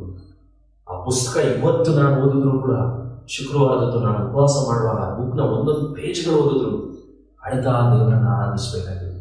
ಯಾಕೆ ಹೇಳ್ತೀನಿ ಅಂದ್ರೆ ಆ ಭಕ್ತರುಗಳು, ಅದಕ್ಕೆ ನಿಜವಾಗಿಯೂ ನಾನು ಹೇಳ್ತೇನೆ, ಆಳವಾದ ಆರಾಧನೆಯಲ್ಲಿ ಪದಗಳೇ ಇರಲ್ಲ. ಆಳವಾದ ಆರಾಧನೆಯಲ್ಲಿ ದೇವರ ಮೇಲೆ ಒಂದು ಗೌರವ ಬಂದ್ಬಿಡುತ್ತೆ. ಹೇಗೆ ಆರಾಧನೆಗೆ ನಿಜವಾದ ಅರ್ಥ ಏನು ಗೊತ್ತಾ? ನೀವು ಸಾಕಿರೋ ನಾಯಿ ಹೇಗೆ ನೀವು ಕಮ್ಯಾಂಡ್ ಮಾಡಿದ್ರೆ ಹಿಂಗೇ ನಾಯಿ ನಿಂತಿರುತ್ತೆ, ಅದು ನನ್ನ ಪ್ರಕಾರ ಆಜ್ಞೆಗೆ ಕಾಯ್ತಾ ದೇವರನ್ನ ಆರಾಧಿಸು. ನಾನು ನಿಮ್ಗೆ ಹೇಳ್ತಾ ಇದ್ದೇನೆ, ದೇವರು ನೀವು ಸಾಯೋದ್ರೊಳಗಾಗಿ ನಿಮ್ಮ ಒಬ್ಬೊಬ್ಬರಿಗೂ ಒಂದು ಕರುಣೆ ಕೊಡ್ಲಿ ಅಂತ ನಾನು ಹೇಳ್ತಾ ಇದ್ದೇನೆ. ಅಟ್ಲೀಸ್ಟ್ ಸಾಯೋದ್ರೊಳಗಾಗಿ ನಮ್ಮ ದೇವರನ್ನ ಸಾಷ್ಟಾಂಗವರೆಗೆ, ಒಂದು ವೇಳೆ ಇವತ್ತು ನಾನು ಹೇಳ್ತಿದ್ದೀನಿ, ಅಟ್ಲೀಸ್ಟ್ ಈ ವಾರದಲ್ಲಿ ನೀವು ರೂಮ್ನಲ್ಲಿ ಥಿಂಗ್ಸ್ಗಳನ್ನೆಲ್ಲ ಜೋಡಿಸಿ ಆ ಕಡೆ ಇಟ್ಟು ಒಂದು 5 ನಿಮಿಷ ಬಿದ್ದು ನೋಡ್ರಿ. ನಾನು ನಿಮ್ಗೆ ಹೇಳ್ತೀನಿ, ನಿಮ್ಮ ದೇವರು, ಯಾಕಂದ್ರೆ ನನ್ನ ದೇವರು ಅಂಥ ದೇವರು. ಮತ್ತೆ ಒಂದು ವೇಳೆ ಹೇಳ್ತಾನೆ 7ನೇ ವಾಕ್ಯದಲ್ಲಿ, ನೀವು ಈ ಹೊತ್ತು ಆತನ ಶಬ್ದಕ್ಕೆ ಕಿವಿಗೊಟ್ಟರೆ ಒಳ್ಳೇದು. ಹಾಗಿದ್ರೆ ಇಷ್ಟೊತ್ತು ನೀವು ಸೌಂಡ್ ಮಾಡಿದ್ರಿ, ನಿಮ್ ಶಬ್ದ ಬಂತು, ನೀವು ಜಯಘೋಷ ಮಾಡ್ರಿ, ನೀವು ಕೀರ್ತನೆ ಮಾಡ್ರಿ. ಈಗ ಆತನ ಶಬ್ದ ಬರ್ತಾ ಇದೆ, ಈಗ ನಿಮ್ ಶಬ್ದ ನಿಲ್ಲಿಸ್ಬೇಕು. ಆತನ ಶಬ್ದ ಏನಂದ್ರೆ ನೋಡ್ರಿ, ಇವತ್ತು ಆ ಶಬ್ದಕ್ಕೆ ನೀವು ಕಿವಿಗೊಟ್ರೆ ಒಳ್ಳೇದು. ಯಾಕಂದ್ರೆ ಏನ್ ಮಾಡಲಿಲ್ಲ ಆ ಜನರುಗಳು, ಆ ಶಬ್ದಕ್ಕೆ ಕಿವಿಗೊಡ್ಲಿಲ್ಲ. ಏನಾಯ್ತು? 8ನೇ ವಾಕ್ಯದಲ್ಲಿ, ನಿಮ್ಮ ಹಿರಿಯರು ಅರಣ್ಯದಲ್ಲಿರುವ ಮೆರೀಬದಲ್ಲಿ ಮಸ್ಸಾ ದಿನದಲ್ಲಿ ಮಾಡಿದಂತೆ ನೀವು ನಿಮ್ಮ ಹೃದಯಗಳನ್ನ ಏನ್ ಮಾಡ್ಕೋಬೇಡ್ರಿ, ಕಠಿಣ ಮಾಡಿಕೊಳ್ಳಬೇಡ್ರಿ. ಅಲ್ಲಿ ಅವರು ದೇವರನ್ನ ಏನ್ ಮಾಡಿದ್ರಂತೆ? ಪರೀಕ್ಷಿಸಿದ್ರಂತೆ. ಆ ವಾಕ್ಯ ನಿಮ್ಗೆ ಅರ್ಥ ಆಗ್ಬೇಕು ಅಂದ್ರೆ ವಿಮೋಚನಾ ಕಾಂಡಕ್ಕೆ ಹೋಗ್ಬೇಕು. ಆ ಜನರುಗಳಿಗೆ ಏನಾಯ್ತು ಆ ಸ್ಥಳದಲ್ಲಿ? ವಿಮೋಚನಾ ಕಾಂಡ 17ನೇ ಅಧ್ಯಾಯಕ್ಕೆ ಬಂದ್ರಿ. ವಿಮೋಚನಾ ಕಾಂಡ 17ನೇ ಅಧ್ಯಾಯ 2ನೇ ವಾಕ್ಯದಲ್ಲಿ ದೇವರು ಅವರನ್ನ ಬಿಡಿಸಿಕೊಂಡು ಆ ಅಡವಿಯಲ್ಲಿ ಕರ್ಕೊಂಡು ಬರ್ತಾ ಇದ್ದಾನೆ. ಕೆಂಪು ಸಮುದ್ರ ವಿಭಾಗಿಸ್ತಾ ಇದ್ದಾನೆ. ಅಷ್ಟು ದೊಡ್ಡ ಅದ್ಭುತಗಳನ್ನೆಲ್ಲ ಮಾಡಿ ಕರ್ಕೊಂಡು ಬಂದಿದ್ದಾನೆ. ಆದ್ರೆ ಆ ಜನರಿಗೆ ಒಂದು ಸ್ಥಳಕ್ಕೆ ಬಂದರು, ರೆಫಿದೀಮ್ ಅನ್ನುವಂಥ ಜಾಗಕ್ಕೆ ಬಂದು, ವಿಮೋಚನಾ ಕಾಂಡ 17 83ನೇ ಪೇಜ್ನಲ್ಲಿ, ಕುಡಿಯುವುದಕ್ಕೆ ನೀರಿಲ್ಲದ ಕಾರಣ ಜನರು ಏನ್ ಮಾಡಿದ್ರಂತೆ? ಮೋಶೆಯ ಸಂಗಡ ವಾದಿಸಿದ್ರಂತೆ. ವಾದಿಸಿದ್ದು ಏನ್ ಹೇಳಿದ್ರು ಗೊತ್ತಾ? ನಮ್ಗೆ ಕುಡಿಯುವುದಕ್ಕೆ ನೀನ್ ಏನ್ ಕೊಡ್ಬೇಕು? ನೋಡ್ರಿ, ಕೆಂಪು ಸಮುದ್ರ ವಿಭಾಗಿಸಿ ದೇವರು ಅವ್ರಿಗೆ ನೀರು ಕೊಡಮ್ಮ ಏನಂತ ಕೇಳಿದ್ರು ಅವರು. ಕೆಳಗಡೆ 3ನೇ ವಾಕ್ಯದಲ್ಲಿ, ಬಾಯಾರಿಕೆಯ ಸಂಕಟದಿಂದ ಮೋಶೆಯ ಮೇಲೆ ಏನ್ ಮಾಡಿದಂತವ್ರು? ಗುಣಗುಟ್ಟುತ್ತಾ, ನೀನ್ ನಮ್ಮನ್ನು, ನಮ್ಮ ಮಕ್ಕಳನ್ನ, ದನಗಳನ್ನ ಐಗುಪ್ತ ದೇಶದಿಂದ ಕರೆತಂದು ಈಗ ನೀರಿಲ್ಲದೆ ನಮ್ಮನ್ನ ಸಾಯುವ ಹಾಗೆ ಮಾಡಿದ್ದೇಕೆ? ಅವ್ರು ಏನ್ ಮಾಡಿದ್ರಂತೆ, ದೇವರು ಅವರಿಗೆ ನೀರು ಕೊಡದೆ ಇದ್ದಕ್ಕೆ ಏನ್ ಮಾಡಿದ್ರು, ಅವರು ಗುಣಗುಟ್ಟಿದ್ರು. ನೋಡು, 6 ಲಕ್ಷ ಜನರನ್ನ ದೇವರು ಕರ್ಕೊಂಡ್ ಬಂದಿದ್ದಾರೆ. ಆದ್ರೆ ಆ ಜನರು ಏನ್ ಮಾಡ್ತಾ ಇದ್ದಾರೆ, ಅವರು ಗುಣಗುಡ್ತಾ ಇದ್ದಾರೆ. ನಾವು ಕೂಡ ಅದೇ ರೀತಿನೇ 16ನೇ ಅಧ್ಯಾಯದಲ್ಲಿ ದೇವರು ಅವ್ರಿಗೆ ಏನ್ ಕೊಟ್ಟು ಗೊತ್ತಾ, ಮತ್ತೆ 16ನೇ ಅಧ್ಯಾಯ 3ನೇ ವಾಕ್ಯ ನೋಡ್ರಿ. ಮೋಶೆ ಆರೋನರ ಮೇಲೆ ಅವ್ರು ಏನ್ ಮಾಡಿದ್ರಂತೆ, ಗುಣಗುಟ್ಟಿದ್ರಂತೆ. ಯಾಕಂದ್ರೆ ಈ ಸಮೂಹವನ್ನೆಲ್ಲ ಹಸಿವೆಯಿಂದ ಸಾಯಿಸ್ಬೇಕೆಂದು ನೀವು ಅರಣ್ಯದೊಳಕ್ಕೆ ನಮ್ಮನ್ನ ಕರ್ಕೊಂಡು ಬಂದಿದ್ದೀರಲ್ಲ. ಏನಂತ ಹೇಳಿದ್ರು ಗೊತ್ತಾ, ನಾವು ಆ ಐಗುಪ್ತ ದೇಶದಲ್ಲಿ ಇದ್ದಾಗ ನಾವು ಅಲ್ಲೇ ಸತ್ತಿದ್ರೆ ಮೇಲಾಗಿತ್ತು. ಆಗ ಮಾಂಸ ಪಾತ್ರೆಗಳ ಬಳಿಯಲ್ಲಿ ಕೂತು ಹೊಟ್ಟೆ ತುಂಬಾ ಊಟ ಮಾಡ್ತಿದ್ವಿ. ಹೊಟ್ಟೆ ತುಂಬಾ ಊಟ ಮಾಡ್ತಿದ್ರು. ಆ ರಾಜ ಅವನ್ನ ಹಿಂಸಿಸ್ತಿದ್ದ, ಇಟ್ಟಿಗೆ ಮಾಡ್ಬೇಕು, ಕಷ್ಟ ಇತ್ತು, ನೋವಿತ್ತು. ಅದನ್ನೆಲ್ಲ ಮರೆತುಬಿಟ್ಟು ಯಾವ್ದು ಜ್ಞಾಪಕ ಬರ್ತಾ ಇತ್ತು ಅವ್ರಿಗೆ, ಬರೀ ಮಾಂಸ ಪಾತ್ರೆ ಜ್ಞಾಪಕ ಬರ್ತಾ ಇತ್ತು. ನಮಗೆ ಮಾಂಸ ಸಿಕ್ತಿತ್ತು. ಈಗ ಗುಣಗುಡ್ತಾರೆ. ಸೇಮ್ ನಿಮ್ ತರ ನಮ್ ತರನೇ ದೇವರಿಗೆ ಎಷ್ಟೋ ಉಪಕಾರ ಮಾಡಿದಾನೆ. ಏನಂತ ಹೇಳೋದು ಗೊತ್ತಾ, ಅಯ್ಯೋ ಹೊಟ್ಟೆ ನೋವು ನನಗೆ 3 ವರ್ಷದಿಂದ ಹೋಗಿಲ್ಲ. ನಾನು ಕೂಡ ಹಾಗೆ ಅಯ್ಯೋ ಸೇವೆ ಮಾಡ್ತಾನೇ ಇದ್ದೀನಿ, ವಾಕ್ಯಗಳನ್ನ ಕೊಡ್ತಾನೇ ಇದ್ದೀನಿ. ದೇವರೇ ಬರೋರೆಲ್ಲ ಹೋಯ್ತೀನಿ ಅಂತಾರಲ್ಲ, ಗುಣಗುಟ್ಟು ಅರ್ಥಾಗ್ತಿದ್ಯಾ? ನಿಮ್ ಬಗ್ಗೆ ಹೇಳ್ತಾರ, ನಾನು ನನ್ನ ಗುಣಗುಟ್ಟೋ ಪರಿಸ್ಥಿತಿ ಏನ್ ಗೊತ್ತಾ, ಇಷ್ಟು ಕಷ್ಟಪಡ್ತಾ ಒಬ್ಬೊಬ್ಬರನ್ನು ವಿಚಾರಿಸಿ ಎಲ್ಲ ಮಾಡಿದ್ರು ಕೂಡ ಬರಲ್ಲ ಅಂತ ಹೋಗ್ತಾರಲ್ಲ. ದೇವ್ರೆ ಯಾಕೆ ನನ್ನ ಸೇವೆ ಕರೆದಿದೀಯ ದೇವ್ರೆ? ಹಾಗೆಲ್ಲ ದೇವ್ರು ನನಗೆ ಹೇಳ್ತಾರೆ, ಆ ಜಾಗದಿಂದ ಈ ಜಾಗಕ್ಕೆ ನಾನು ಕರ್ಕೊಂಡ್ ಬಂದಿದ್ದೇವೆ. ಇಲ್ಲಿ ನಿನಗೆ ಚೇರ್ಗಳನ್ನು ಕೊಟ್ಟು, ಆಲಯ ಕೊಟ್ಟು, ಇದೆಲ್ಲ ಕೊಟ್ಟಿದ್ದೇವರು. ನಾನು ನಿನಗೆ ಆತ್ಮಗಳು ಕೊಡಲ್ವಾ? ಗುಣಗುಡ್ತಿದೀಯ. ನಾನು ನನ್ನ ಬಗ್ಗೆ ನಿಮ್ಮ ಹತ್ರ ಹೇಳ್ತಾರೆ ಈ ವಾರದಲ್ಲಿ. ನನಗಾದಾಗಲೂ ದೇವರು ನನಗೂ ಈ ಮಾತುಗಳನ್ನ ಏನ್ ಹೇಳ್ತಾ ಇದ್ದಾನೆ ಅಂದ್ರೆ, ನೀನು ಗುಣಗುಟ್ಟೋದೇಕೆ? ನೀನು ಗುಣಗುಟ್ಟುವ ಮಾತುಗಳು 7ನೇ ವಾಕ್ಯದಲ್ಲಿ, ಆತನ ಮಹಿಮೆಯು ನಿಮಗೆ ಕಾಣಬರುವುದು. ನೀವು ಯೆಹೋವನ ಮೇಲೆ ಗುಣಗುಟ್ಟುವ ಮಾತುಗಳು ಆತನಿಗೆ ಏನ್ ಮಾಡಿದ್ವಂತೆ, ಕೇಳಿಸಿದವು. 7ನೇ ವಾಕ್ಯ ಹೇಳುತ್ತೆ, ನಮ್ಮ ಮೇಲೆ ನೀವು ಗುಣಗುಟ್ಟುವುದೇನು. 8ನೇ ವಾಕ್ಯದಲ್ಲಿ, ಯೆಹೋವನು ಸಾಯಂಕಾಲದ ಹೊತ್ತಿನಲ್ಲಿ ನಿಮಗೆ ಮಾಂಸಾಹಾರವನ್ನು ಒತ್ತಾರೆಯಲ್ಲಿ ಬೇಕಾದಷ್ಟು ರೊಟ್ಟಿಯನ್ನ ಕೊಡುವನು. ನೀವು ಗುಣಗುಟ್ಟುವ ಮಾತುಗಳು ಯೆಹೋವನಿಗೆ ಏನ್ ಮಾಡಿದ್ವು, ಕೇಳಿಸಿದವು. ಆ ಗುಣಗುಟ್ಟುವಿಕೆ ಯೆಹೋವನಿಗೆ ಹೊರತು ನಮಗಲ್ಲ. ನೋಡ್ರಿ, ಆ ಜನರು ನೀವು ನೋಡ್ತಾನೆ ಇದ್ರೆ ಅಧ್ಯಾಯದಲ್ಲಿ ಗುಣಗುಟ್ಟಿದ್ರು. ಆ ಗುಣಗುಟ್ಟಿ ಕಡೆದಾಗಿ ದೇವರು ಲಾವಕಿ ಕೊಟ್ಬಿಟ್ಟು ಅವ್ರಿಗೆ, ಬೆಳೆಗೆ ಹೋಗಿ ಬಂದು ಸುರಿಸ್ತೀನಿ, ಬೇಕಾದಷ್ಟು ತಗೊಳ್ಳಿ ಎಂದು. ಆದ್ರೆ ಮಾರನೇ ದಿನಕ್ಕೆ ಸೇರಿಸಿಟ್ಬೇಡಿ ಎಂದು. ಅವಾಗ್ಲೂ ಆ ಜನರು ಸೇರಿಸಿಟ್ಟಾಗ ಮುಂದೆ ಏನಾಯ್ತು ಅಂತ ನಾನು ನಿಮ್ಗೆ ಹೇಳ್ತೀನಿ. ಅವರುಗಳು ಮತ್ತೆ 17ನೇ ಅಧ್ಯಾಯಕ್ಕೆ ಬಂದ್ರಿ. ಇವಾಗ ನೀರಿಲ್ಲ ಅಂತ ಹೇಳಿ 17ನೇ ಅಧ್ಯಾಯದ 7ನೇ ವಾಕ್ಯ, ಇಸ್ರಾಯೇಲ್ಯರು ಯೆಹೋವನು ನಮ್ಮ ಮಧ್ಯದಲ್ಲಿ ಇದ್ದಾನೋ ಇಲ್ಲವೋ ಎಂದು ಯೆಹೋವನನ್ನು ಏನ್ ಮಾಡಿದ್ರಂತೆ, ಅಲ್ಲಿ ಏನ್ ಮಾಡಿದ್ರಂತೆ, ಪರೀಕ್ಷಿಸಿದ್ರಂತೆ. ದೇವರಿಗೆ ಬೇಜಾರಾಗಿ ಏನ್ ಹೇಳ್ತಾರೆ ಗೊತ್ತಾ 6ನೇ ವಾಕ್ಯದಲ್ಲಿ, ಮೋಶೆ ನೀನ್ ಬಂಡೆ ಕೊಡಿ, ಬಂಡೆಯಿಂದ ನಾನು ಏನ್ ಕೊಡ್ತೀನಿ, ನೀರು ಕೊಡ್ತೀನಿ. ದೇವರಿಗೆ ಟೆನ್ಷನ್ ಬರುವ ಮಟ್ಟಕ್ಕೆ ಆ ಜನರು ನಡ್ಕೊಂಡ್ರು. ನಾವು ಹೇಳ್ಬಾರ್ದು, ಓ ನಾವೇನು ಇಸ್ರಾಯೇಲ್ ತರ ಅಲ್ಲ ಅಂತ. ನಾನು ಹೇಳ್ತೀನಿ, ನಾವು ಇಸ್ರಾಯೇಲ್ಗಿಂತಲೂ ದ್ರೋಹಿಗಳಲ್ಲ. ಇಸ್ರಾಯೇಲ್ರಿಗಿಂತಲೂ ನಾವು ಗುಣಗುಟ್ಟುವಂತ ಜನರು. ದೇವರು ನಮ್ಗೆ ಎಷ್ಟೋ ಉಪಕಾರಗಳನ್ನ ಮಾಡಿದ್ದಾರೆ. ನೋಡಿ ಕೊಂಡಾಜ್ ಅಂಕಲ್ ಅನ್ನುವಂಥವ್ರಿಗೆ ಅವ್ರ ಕಣ್ಗಳು ಎಷ್ಟೋ ವರ್ಷ ಕಾಣ್ತು. ಆಮೇಲೆ ಅವ್ರಿಗೆ ಕ್ಯಾಟ್ರಾಕ್ಟ್ ಬಂತು. ಆ ಕ್ಯಾಟ್ರಾಕ್ಟ್ ಬರುವಾಗ ನಾನು ಮೆಡಿಸಿನ್ ಆಗ್ತಾ ಇದ್ದೆ ರೂಮ್ನಲ್ಲಿ ಅವ್ರು ಮನೆಯವರು. ಅವಾಗ ಅಂಕಲ್ ಕೈಗಳಲ್ಲಿ ಎತ್ತಿ ಸ್ತೋತ್ರ ಹೇಳೋರು. ಏನ್ ಸ್ತೋತ್ರ ಹೇಳೋರು, ದೇವರೇ 55 ವರ್ಷ ಆಟೋರೆ ಕಣ್ಣ ಪಾಕ ಸೇರಿಗ್ಲೇ ನನ್ರಿ 55 ವರ್ಷ ನೋಡಕ್ ನೀನ್ ಸಹಾಯ ಮಾಡಿದೆಯಲ್ಲ ನಿನಗೆ. ನಾವಾಗಿದ್ರೆ ಏನ್ ಹೇಳ್ತೀವಿ, 55ನೇ ವಯಸ್ಸಿನಲ್ಲೇ ದೇವರೇ ಕಣ್ಗಳು ಮಾಡ್ದಿರೋ ಮಾಡ್ಬಿಟ್ಟ. ನಿಮ್ ಬಗ್ಗೆ ಹೇಳ್ದಾಗ ನಾನ್ ನನ್ನ ಬಗ್ಗೆ ಹೇಳು. ಅದಾಗಿದೆ, ಹೋದ್ವಾರ ನನ್ನ ದೇವರು ಕಡೂರು ಕರ್ಕೊಂಡೋಗಿದ್ದಕ್ಕೆ ಸ್ತೋತ್ರ. ಯಾಕೆ, ಅಲ್ಲ ಆ ಸೇವಕರನ್ನ ನಾನು ನೋಡಿದೆ. 20 ವರ್ಷದಿಂದ ದೇವರ 15 ಜನರನ್ನ ಆಯಪ್ಪ ನಡೆಸ್ತಿದಾರಲ್ಲ. ನಾನ್ ಬರೀ 3 ವರ್ಷಕ್ಕೆ ಜನ ಬರ್ತಾ ಇಲ್ಲ ಅಂತ ಬೇಜಾರಾಗ್ತಾ ಇದ್ದೀನಿ. ನಾನು ಅಲ್ಲಿದ್ದು ಫೋನ್ ಮಾಡಿ ಕೇಳೋದೇನ್ ಗೊತ್ತಾ, ನಾನು ಹೆಂಡತಿ ಹೋದ್ವಾರ ಹೇಳಿದ್ರು, ಸ್ವಲ್ಪ ಜನನೇ ಇದ್ದಾರೆ, 5 ಕಾಣ್ತಾ ಇದೆ, 10 ಕಾಣ್ತಾ ಇದೆ. ಆದ್ರೆ ಏನ್ ಹೇಳ್ತಾ ಇದ್ದೀನಿ ಅಂದ್ರೆ, ನೀವು ಯೋಚನೆ ಮಾಡ್ಬೋದು, ಏನೋ ನಮ್ಮ ಒಳಗಡೆ ತಪ್ಪಿರೋದ್ರಿಂದಲೋ ಪಾಪ ಇರೋದ್ರಿಂದಲೋ ಜನರುಗಳು ಕಡಿಮೆ ಆಗ್ತಾ ಇದ್ದಾರೋ. ಹೌದು, ನಾವು ಸ್ವಾರ್ಥ ಹೇಳಿಲ್ಲ, ನಮ್ಮಲ್ಲೂ ತಪ್ಪುಗಳಿದೆ, ನಿಮ್ಮಲ್ಲೂ ತಪ್ಪುಗಳಿದೆ, ನಾವು ಒಳ್ಳೆಯದನ್ನ ಮಾಡ್ಬೇಕಂತಲೂ ಮಾಡಿಲ್ಲ. ಆದ್ರೆ ಅವುಗಳನ್ನ ಮೀರಿ ನಾವು ದೇವರನ್ನ ಸ್ತೋತ್ರ ಮಾಡ್ಬೇಕು. ಯಾಕಂದ್ರೆ ಜನರನ್ನ ತರುವುದು ನಿಲ್ಲಿಸುವುದು ಯಾರ ಕೆಲಸ, ದೇವರ ಕೆಲಸ. ಗುಣಗುಟ್ಟಿ ದೇವರಿಗೆ ಯಾಕಿದನ್ನು ಮಾಡೋದು ಅಂತ ಸೇವೆ ಬಗ್ಗೆನೂ ಯೋಚನೆ ಮಾಡಬಾರ್ದು. ನಿಮ್ ಮಕ್ಕಳುಗಳ ಬಗ್ಗೆನೂ ನೀವು ಆ ರೀತಿ ಗುಣಗುಟ್ಬೇಡ್ರಿ. ಅಯ್ಯೋ ನನ್ನ ಮಗು ಇನ್ನೂ ಹಾಗೆ ಇದೆಯಲ್ಲ, ನನ್ನ ಜೀವಿತ ಹೀಗೆ ಇದೆಯಲ್ಲ. ದೇವರು ಈ ಗುಣಗುಟ್ಟುವಿಕೆಗಳನ್ನ ಮೀರಿ ಆ ಜನರು ಏನಂತ ಕರೆದ್ರು ಗೊತ್ತಾ? ಪರೀಕ್ಷಿಸಿದ್ರಿಂದ ಮೋಶೆ ಆ ಸ್ಥಳಕ್ಕೆ ಏನಂತ ಹೆಸರಿಟ್ಟ? ಮಸ್ಸ. ಮಸ್ಸ ಅಂದ್ರೆ ಅರ್ಥ ಏನು? ಮಸ್ಸ ಅಂದ್ರೆ ಪರೀಕ್ಷೆ ಅಂತ ಅರ್ಥ. ಮತ್ತೇನು? ವಿವಾದ ಮಾಡಿದ್ರಿಂದ ಮೆರಿಬಾ ಅಂತ ಏನ್ ಮಾಡಿದ್ದಂತೆ? ಹೆಸರಿಟ್ಟಂತೆ. ಮಸ್ಸ ಮತ್ತೆ ಮೆರಿಬಾ, ಒಂದು ಪರೀಕ್ಷೆ, ಇನ್ನೊಂದು ವಿವಾದ. ಎಲ್ಲರೂ ಹೇಳಿ ಏನದು?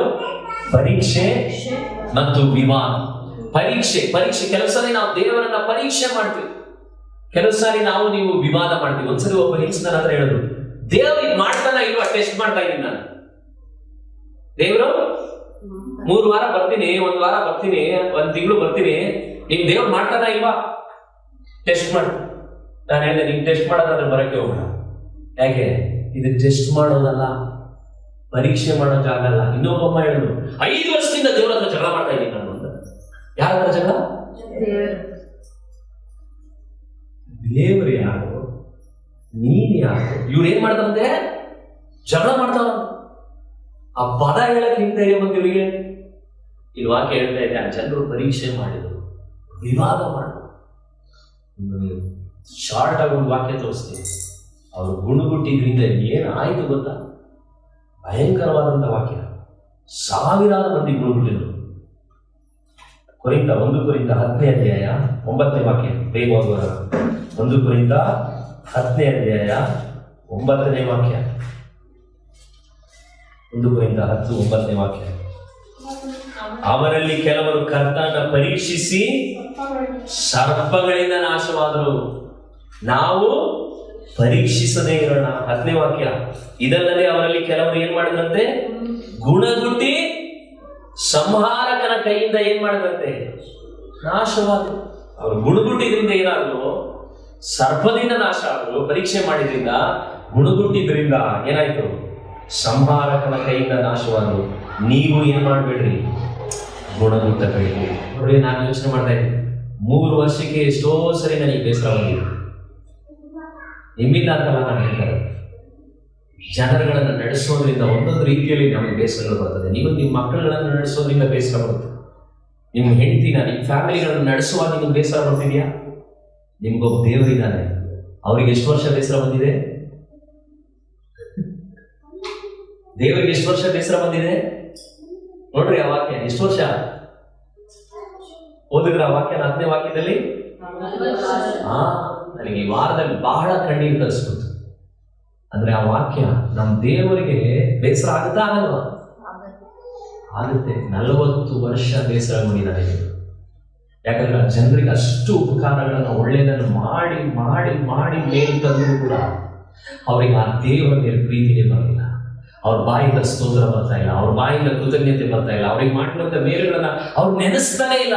ಆದ್ರೂ ಏನಂತ ಹೇಳ್ತಾರೆ ಗೊತ್ತಾ? ದೇವರು ಬಂಡೆ ನೀರು ಕೊಡ್ಲಿಲ್ಲ, ದೇವರು ಈರುಳ್ಳಿ ಕೊಡ್ಲಿಲ್ಲ. ನಮ್ಮ ತರನೇ ಅದೇ ರೀತಿ ನಡ್ಕೊಂಡ್ರು. ಈಗ 10ನೇ ವಾಕ್ಯದಲ್ಲಿ ಹೇಳ್ತಾರೆ, ಈ ಜನರು ಹೃದಯದಲ್ಲಿ ತಪ್ಪಿ ಹೋಗುವವರು ಮತ್ತು ನನ್ನ ಮಾರ್ಗವನ್ನ ಏನ್ ಮಾಡುವವರು ತಿಳಿಯದವರು ಆಗಿದ್ದಾರೆ. ಇವರು ಹೃದಯ ತಪ್ಪೋಗ್ಬಿಟ್ಟಿದೆ. ಯಾಕೆ ಇವರು ಸ್ತೋತ್ರ ಮಾಡ್ತಾ ಇಲ್ಲ? ಯಾಕೆ ಇವರು ಬಹಳಷ್ಟು ಸಾರಿ ನನ್ನ ಮಾರ್ಗವನ್ನ ತಿಳಿತಾ ಇಲ್ಲ? ನನ್ಗೀಗ್ಲೂ ನೆನಪಿದೆ, ಒಂದು ದಿವಸ, 1 ವರ್ಷದ ಹಿಂದೆನೋ ಏನೋ ಗೊತ್ತಿಲ್ಲ, ನನಗೆ ನೆನಪಿಲ್ಲ ಯಾವಾಗ, ನಾವೆಲ್ಲರೂ ಮನೇಲಿ ಪ್ರೇಯರ್ ಮಾಡ್ತಾ ಇದ್ವಿ. ನಾವು ಪ್ರೇಯರ್ ಮಾಡ್ತಾ ಇದ್ದಾಗ ನಿರ್ದೋಷ್ ಇನ್ನೂ ಬೆಳೀತಾ ಇದ್ದ. ಪ್ರೇಯರ್ ಮಾಡೋ ಟೈಮಲ್ಲಿ ನಿರ್ದೋಷ್ನ ಗಮನಿಸ್ತಾನೆ ಇದ್ದಾರೆ. ಅವನು ಪ್ರೇಯರ್ ಟೈಮಲ್ಲಿ ನೋಡ್ತಾನೆ ಇದ್ದ. ನಿಜವಾಗ್ಲೂ ಹೇಳ್ತೀನಿ, ನನಗೆ ಎಷ್ಟು ಬೇಸರ ಆಯ್ತಂದ್ರೆ, ನನ್ನ ಲೈಫ್ನಲ್ಲಿ ಹೊಡೆದಿಲ್ಲ. ಬಂತು ಪ್ರೇಯರ್ನ ನಿಲ್ಲಿಸಿ ಹೊಡೆದೆ. ನಾನು ಹೆಂಡ್ತಿರೋ ಶಾಕ್ ಆಗ್ತದೆ, ಯಾಕೆ ಹಿಂಗೆ ಹೊಡಿತಿದ್ದಾರೆ? ಪ್ರೇಯರ್ ಮಾಡಲಿಲ್ಲ ನಾನು. ಯಾಕೆ ಅವ್ರಿಗೆ ಹೊಡೆದೆ ಅಂದ್ರೆ ಮುಂದೆ ಒಂದು ಮಾತು ಕೇಳ್ರಿ. ನಾನು ಅವ್ನಿಗೆ ಹೇಳಿದೆ, ನಿರ್ದೋಷ್, ನೀನ್ ಸ್ಕೂಲಲ್ಲಿ ಹಾಕೊಂಡು ಹೋಗ್ತಾ ಇರೋ ಬ್ಯಾಗ್ ಕೊಟ್ಟಿದ್ದೀಯ ಸರ್, ನಿನಗೆ ಸಿಗ್ತಾ ಇರೋ ನಿಮ್ಮ ಅಪ್ಪನಿಗೆ ಸಿಗ್ತಾ ಇರೋ ಕಾಣಿಕೆ ಕೊಟ್ಟಿದ್ದೀಯ ಸರ್. ನಿಮ್ಮ ಅಪ್ಪನ ಲೈಫ್ನಲ್ಲಿ ಇವತ್ತು ಏನೇ ನಿಮ್ಮ ಮನೆಯಲ್ಲಿ ಏನೆಲ್ಲ ನಿನಗೆ ಸಿಕ್ಕಿದೆಯೋ ಅದೆಲ್ಲ ಏಸಪ್ಪ ಕೊಟ್ಟಿದ್ದು. ಆ ಏಸಪ್ಪನಿಗೆ ನೀನು ಥ್ಯಾಂಕ್ಸ್ ಹೇಳೋದು ನೀನು ಯಾಕೆ ಮಾಡ್ತಾ ಇಲ್ಲ? ಅವತ್ತು ನಾನು ಯಾಕೆ ಅಷ್ಟು ಕೋಪದಿಂದ ಅವನನ್ನ ದಂಡಿಸದೆ ಅಂದ್ರೆ, ನನಗೆ ಒಂದೇ ಒಂದು ಬೇಸರ ಉಂಟಾಯ್ತೇನಂದ್ರೆ, ನನ್ನ ಮಗನ ಲೈಫ್ ನಲ್ಲಿ ಇದುವರೆಗೂ ದೇವರು ಏನೇ ಮಾಡಿದ್ರು ಅದನ್ನ ಕೊಟ್ಟಿರೋದು ದೇವರು. ಅದಕ್ಕೆ ನಾನು ನಿಮ್ಮ ಹತ್ರ ಹೇಳ್ತಾ ಇದ್ದೀನಿ, ಬೆತ್ತ ಹಿಡಿಯದ ಪಿತಾ ಪುತ್ರನಿಗೆ ಶತ್ರು. ನಿಮ್ ಮಕ್ಕಳುಗಳು ಸ್ತೋತ್ರ ಮಾಡೋದನ್ನ, ದೇವರ ಬಳಿ ಬೆಳೆಯೋದನ್ನ ನೀವು ಮಾಡಲಿಲ್ಲ ಅಂದ್ರೆ ಆ ಮಗ ನಿಮಗೆ ಶತ್ರು ಆಗ್ತಾನೆ. ಗೊತ್ತಾ? ಬೈಬಲ್ ಅಲ್ಲಿ ಹೇಳಿರೋ ಮಾತು. ನಿಮ್ಗೆ ಆ ತರ ಕೋಪ ಬಂದು ನಿಮ್ಮ ಮಕ್ಕಳುಗಳನ್ನ ಸ್ತೋತ್ರ ಮಾಡೋದಕ್ಕೆ, ಆರಾಧನೆ ಮಾಡ್ಲಿಕ್ಕೆ ನೀವು ಎನ್ಕರೇಜ್ ಮಾಡಿದೀರಾ? ಬುದ್ಧಿ ಹೇಳಿದೀರಾ ನೀವು? ನಾನು ಹೇಳ್ತಾ ಇದ್ದೀನಿ, ಈ ವಾಕ್ಯಗಳು ಬಹಳ, ಅದಕ್ಕೆ ದೇವರಿಗೂ ಕೋಪ ಬಂದಲ್ಲಿ, ದೇವರಿಗೂ ಬೇಸರ ಆಯ್ತು. ಆದ್ರೆ ಅವತ್ತಿಂದ ಇವತ್ತುವರೆಗೂ ನನಗೆ ಏನ್ ಖುಷಿ ಅಂದ್ರೆ, ನಿರ್ದೋಷರು ಪ್ರೇಯರ್ ಉಳಿದ್ರೆ ಸಾಕು. Yes lord, thank you lord, ಹೃದಯದಿಂದ ಹೇಳ್ತಾನೋ ಎಲ್ಲಿ ಹೇಳ್ತಾನೋ ನನಗೆ ಗೊತ್ತಿಲ್ಲ, ಆದ್ರೆ thank you lord, thank you lord, thank you lord. ಯಾಕಂದ್ರೆ ನನ್ನನ್ನು ಉಂಟು ಮಾಡಿ ನಮ್ಮನ್ನ ಮೇಲೆತ್ತಿ ನಮ್ಮನ್ನು ನಡೆಸ್ತಿರುವಂತಹ ದೇವರನ್ನ ನನ್ನ ಮಕ್ಕಳು ಸ್ತೋತ್ರ ಮಾಡೋದನ್ನ ಬಾಯಿಗಳು ತೆರೆಯಲಿಲ್ಲ ಅಂದ್ರೆ, ನಾನು ನಿಮ್ಗೆ ಹೇಳ್ತಾ ಇದ್ದೀನಿ, ನೀವೇನೇ ಸಂಪಾದನೆ ಮಾಡಿ ಮೇಲೆ ಬಂದ್ರು ಪ್ರಯೋಜನ ಇಲ್ಲ. ಯಾಕಂದ್ರೆ ಈ ವಾಕ್ಯ ಹೇಳ್ತಾ ಇದೆ, ದೇವರಿಗೆ ಎಷ್ಟು ಕೋಪ ಬಂತು ಅಂದ್ರೆ, 11ನೇ ವಾಕ್ಯದಲ್ಲಿ ಏನ್ ಹೇಳ್ತಾ ನೋಡ್ರಿ, ಆದುದರಿಂದ ಇವರು ನನ್ನ ವಿಶ್ರಾಂತಿಯಲ್ಲಿ ಸೇರುವುದೇ ಇಲ್ಲವೆಂದು ಕೋಪಗೊಂಡು ಪ್ರಮಾಣ ಮಾಡಿದೆನು. ನಿಮಗೆ ಗೊತ್ತಾ, ಗುಣಗುಟ್ಟಿದಷ್ಟು ಜನನು ಕಾನಾನಿಗೆ ಹೋಗಿಲ್ಲ. ಗೊತ್ತಾ ನಿಮ್ಗೆ? ಇಸ್ರಾಯೇಲ್ರು ಪ್ರಯಾಣ ಹೋದ್ ನೋಡ್ರಿ, ಅವ್ರನ್ನ ಎಲ್ಲಿಗೆ ಕರ್ಕೊಂಬಂದು ಯಾವ ಊರಿನಲ್ಲಿ ಹಾಲು ಜೇನು ಹರಿಯುವಂತೆ ಮಾಡ್ತೀನಿ ಅಂತಂದ್ರು. ನಿಮ್ ಜೀವನದಲ್ಲೂ ಹೇಳ್ತೀನಿ ಕೇಳ್ರಿ, ನೀವು ಬಾಯಿಗಳನ್ನು ತೆರೆದು ಸ್ತೋತ್ರ ಮಾಡಲಿಲ್ಲ, ಕೃತಜ್ಞತೆ ಉಳ್ಳವರಾಗಿ ಇಲ್ಲದೆ ಗುಣಗುಟ್ಟುವವರಾಗಿದ್ರೆ, ನಿಮ್ ಲೈಫ್ ನಲ್ಲೂ ಏನೇನ್ ದೇವರು ವಾಗ್ದಾನ ಇಟ್ಟಿದ್ದಾನೋ ಅದನ್ನ ನೀವು ಪಾಸ್ಟ್ ತಗೊಂಡೋಗಿ ಸೇರ್ಸಕ್ಕಾಗಲ್ಲ. ಯಾರು ಸೇರಿಸೋದು ನಿಮ್ಮನ್ನ? ನಮಗಿರುವಂತ ಪರಲೋಕ, ಅದು ನಮಗೆ ಕಾಣ. ಅಲ್ಲಿಗೆ ನೀವು ನಾವು ಕೂಡ ಸೇರಲ್ಲ. ದೇವರು ನೋಡ್ರಿ, ಯಾವ ದೇವರು ಆಣೆ ಇಡಬಾರ್ದು ಅಂತ ಹೇಳಿದ್ನೋ ಅದೇ ದೇವರು ಆಣೆ ಇಟ್ಟು ಹೇಳ್ತಾ ಇದ್ದಾರೆ, ಇವ್ರುಗಳಿಗೆ ಮುಂದೆ ಅಲ್ಲಿ ಏನ್ ಮಾಡಲ್ಲ, ಸೇರದೇ ಇಲ್ಲ. ನಾನ್ ನನ್ನ ಮೇಲೆ ಆಣೆ ಇಟ್ಟು ಹೇಳ್ತಾ ಇದ್ದೀನಿ ಅಂದ್ರು ದೇವರು, ನಾನೇ ನನ್ನ ಮೇಲೆ ಆಣೆ ಇಟ್ಟು ಹೇಳ್ತಾ ಇದ್ದೀನಿ, ಇವ್ರು ಆ ಊರಿಗೆ ಹೋಗಲ್ಲ ಅಂದ್ರು. ಒಂದೇ ಒಂದು ಕೀರ್ತನೆ, ನಾನು ಯಾವುದೇ ಕೀರ್ತನೆ ಓದಿದ್ರು ಸ್ಟಾರ್ಟಿಂಗ್ ಅಲ್ಲಿ ಕೋಪ ಬರುತ್ತೆ, ಎಂಡು ಸ್ತೋತ್ರದಿಂದ ಮುಗಿಯುತ್ತೆ. ಕಣ್ಣೀರಿಂದ ಸ್ಟಾರ್ಟ್ ಆಗುತ್ತೆ, ಸಂತೋಷದಿಂದ ಮುಗಿಯುತ್ತೆ. ಆದ್ರೆ ಈ ಕೀರ್ತನೆ ಸ್ಟಾರ್ಟ್ ಆಗಿದ್ದು ಉತ್ಸಾಹದಿಂದ, ಮುಗಿದಿದ್ದು ಕೋಪದಿಂದ. ಎಂತ ಭಯಂಕರ ಕೀರ್ತನೆ ಗೊತ್ತಾ ಇದು? ಸ್ಟಾರ್ಟಿಂಗ್ ಅಲ್ಲಿ ದೇವರು ಸಂತೋಷ ಅಂದ್ಬಿಟ್ರು, ಲಾಸ್ಟ್ ಅಲ್ಲಿ ಏನ್ ಹೇಳ್ತಾ ಇದ್ದಾನೆ? ಕೋಪಗೊಂಡು ಹೇಳ್ತಿದ್ದೀನಿ, ನೀವು ನನ್ನ ಜಾಗಕ್ಕೆ ನೀವು ಸೇರಲ್ಲ. 2 ದಿನದಿಂದ ಒಬ್ರು ಬ್ರದರ್ ನನ್ನ ಬಸ್ ಸ್ಟಾಪ್ಗೆ HAL ವರ್ಕ್ ಮಾಡೋರು ಬಂದ್ಬಿಟ್ರು. ಅವ್ರು ಬಿಡೋವಾಗ ಒಂದು ಮಾತು ಹೇಳಿದ್ರು, ಸುಜಿತ್, ನಾನು ಯಾವಾಗೆಲ್ಲ ಏನೆಲ್ಲ ಒಳ್ಳೇದು ಮಾಡ್ತೀನೋ, ಯಾರಿಗಾದ್ರೂ ಒಳ್ಳೇದು ಮಾಡಿದ್ರೆ, ಯಾರಿಗಾದ್ರೂ ಏನಾದ್ರೂ ಹೆಲ್ಪ್ ಮಾಡಿದ್ರೆ, ಯೇಸು ಸ್ವಾಮಿ ಹತ್ರ ಒಂದು ಮಾತು ಹೇಳ್ತೀನಿ, ಜೀಸಸ್ ಆರ್ ಯು ಹ್ಯಾಪಿ ಏನಂತ ಹೇಳ್ತಾರಂತೆ, ಯೇಸಪ್ಪ ನಿನಗೆ ಸಂತೋಷನ. ವರ್ಕ್ ಮಾಡುವಂತ ಒಳ್ಳೆ ಸ್ಯಾಲರಿ ಇರೋ ವ್ಯಕ್ತಿ, ಆದ್ರೆ ಅವ್ರ ಮಾತು ಬೈಕ್ ಮೇಲೆ ಹೇಳೋ ಮಾಡಿ ನನಗೇ ಒಂಥರ ಆಗುತ್ತೆ. ಆಯ್ತು, ನಾವು ಹೇಳಿದ್ವಿ ನಮ್ಮ ದೇವರ ಹತ್ರ, ದೇವರೇ ನಾನು ಇದನ್ನೆಲ್ಲ ಮಾಡ್ತೀನಿ, ಆರ್ ಯು ಹ್ಯಾಪಿ, ನಿನ್ ಸಂತೋಷ ಇದೆಯಾ ಅಂತ ಹೇಳ್ತಾ ಇದೀನಿ. ಇವತ್ತು ಈ ಪ್ರಸಂಗ ಮಾಡೋಕೆ ಮುಂಚೆನೆ ನೆನ್ನೆನೇ ಹೇಳಿದೆ, ದೇವರೇ ಈ ಪ್ರಸಂಗ ನಾನು ಮಾಡ್ತೀನಿ, ನಿನ್ ಸಂತೋಷ. ಎಷ್ಟು ಚೆನ್ನಾಗಿದ್ದು ಗೊತ್ತಾ ಮೂಮೆಂಟ್. ಸ್ವಲ್ಪ ಜನ ಬರ್ತಾ ಇದ್ದಾರೆ, ಅವ್ರಿಗೆ ನಾನು ಕಣ್ಣಿಗೆ ಸುರಿಸೋದು ಸಂತೋಷ. ನಾನು ನಿಮ್ಗೆ ನಿಮ್ಮ ಜೀವಿತದ ಅತಿ ದೊಡ್ಡ ಸಂತೋಷ ಯಾವುದಲ್ಲ, ದೇವರನ್ನ ಕೋಪಪಡಿಸೋದು ಗೊತ್ತು. ಅದನ್ನ ನೀವು ಯಾವಾಗ ಬೇಕಾದ್ರೂ ಮಾಡಿ, ಗುಣಗುಟ್ಟಿ ನಾಶವಾಗೋದಕ್ಕಿಂತ, ಇಲ್ಲದೇ ಇರುವಂತಹ ಸಂಗತಿಗಳನ್ನ ಯೋಚನೆ ಮಾಡಿ ಗುಣಗುಟ್ಟುವುದಕ್ಕಿಂತ, ಇವತ್ತು ಬೆಳಗ್ಗೆ ನಾವು ಎದ್ದು ನಿಂತು ದೇವರನ್ನ 2 ನಿಮಿಷ ಸ್ತೋತ್ರ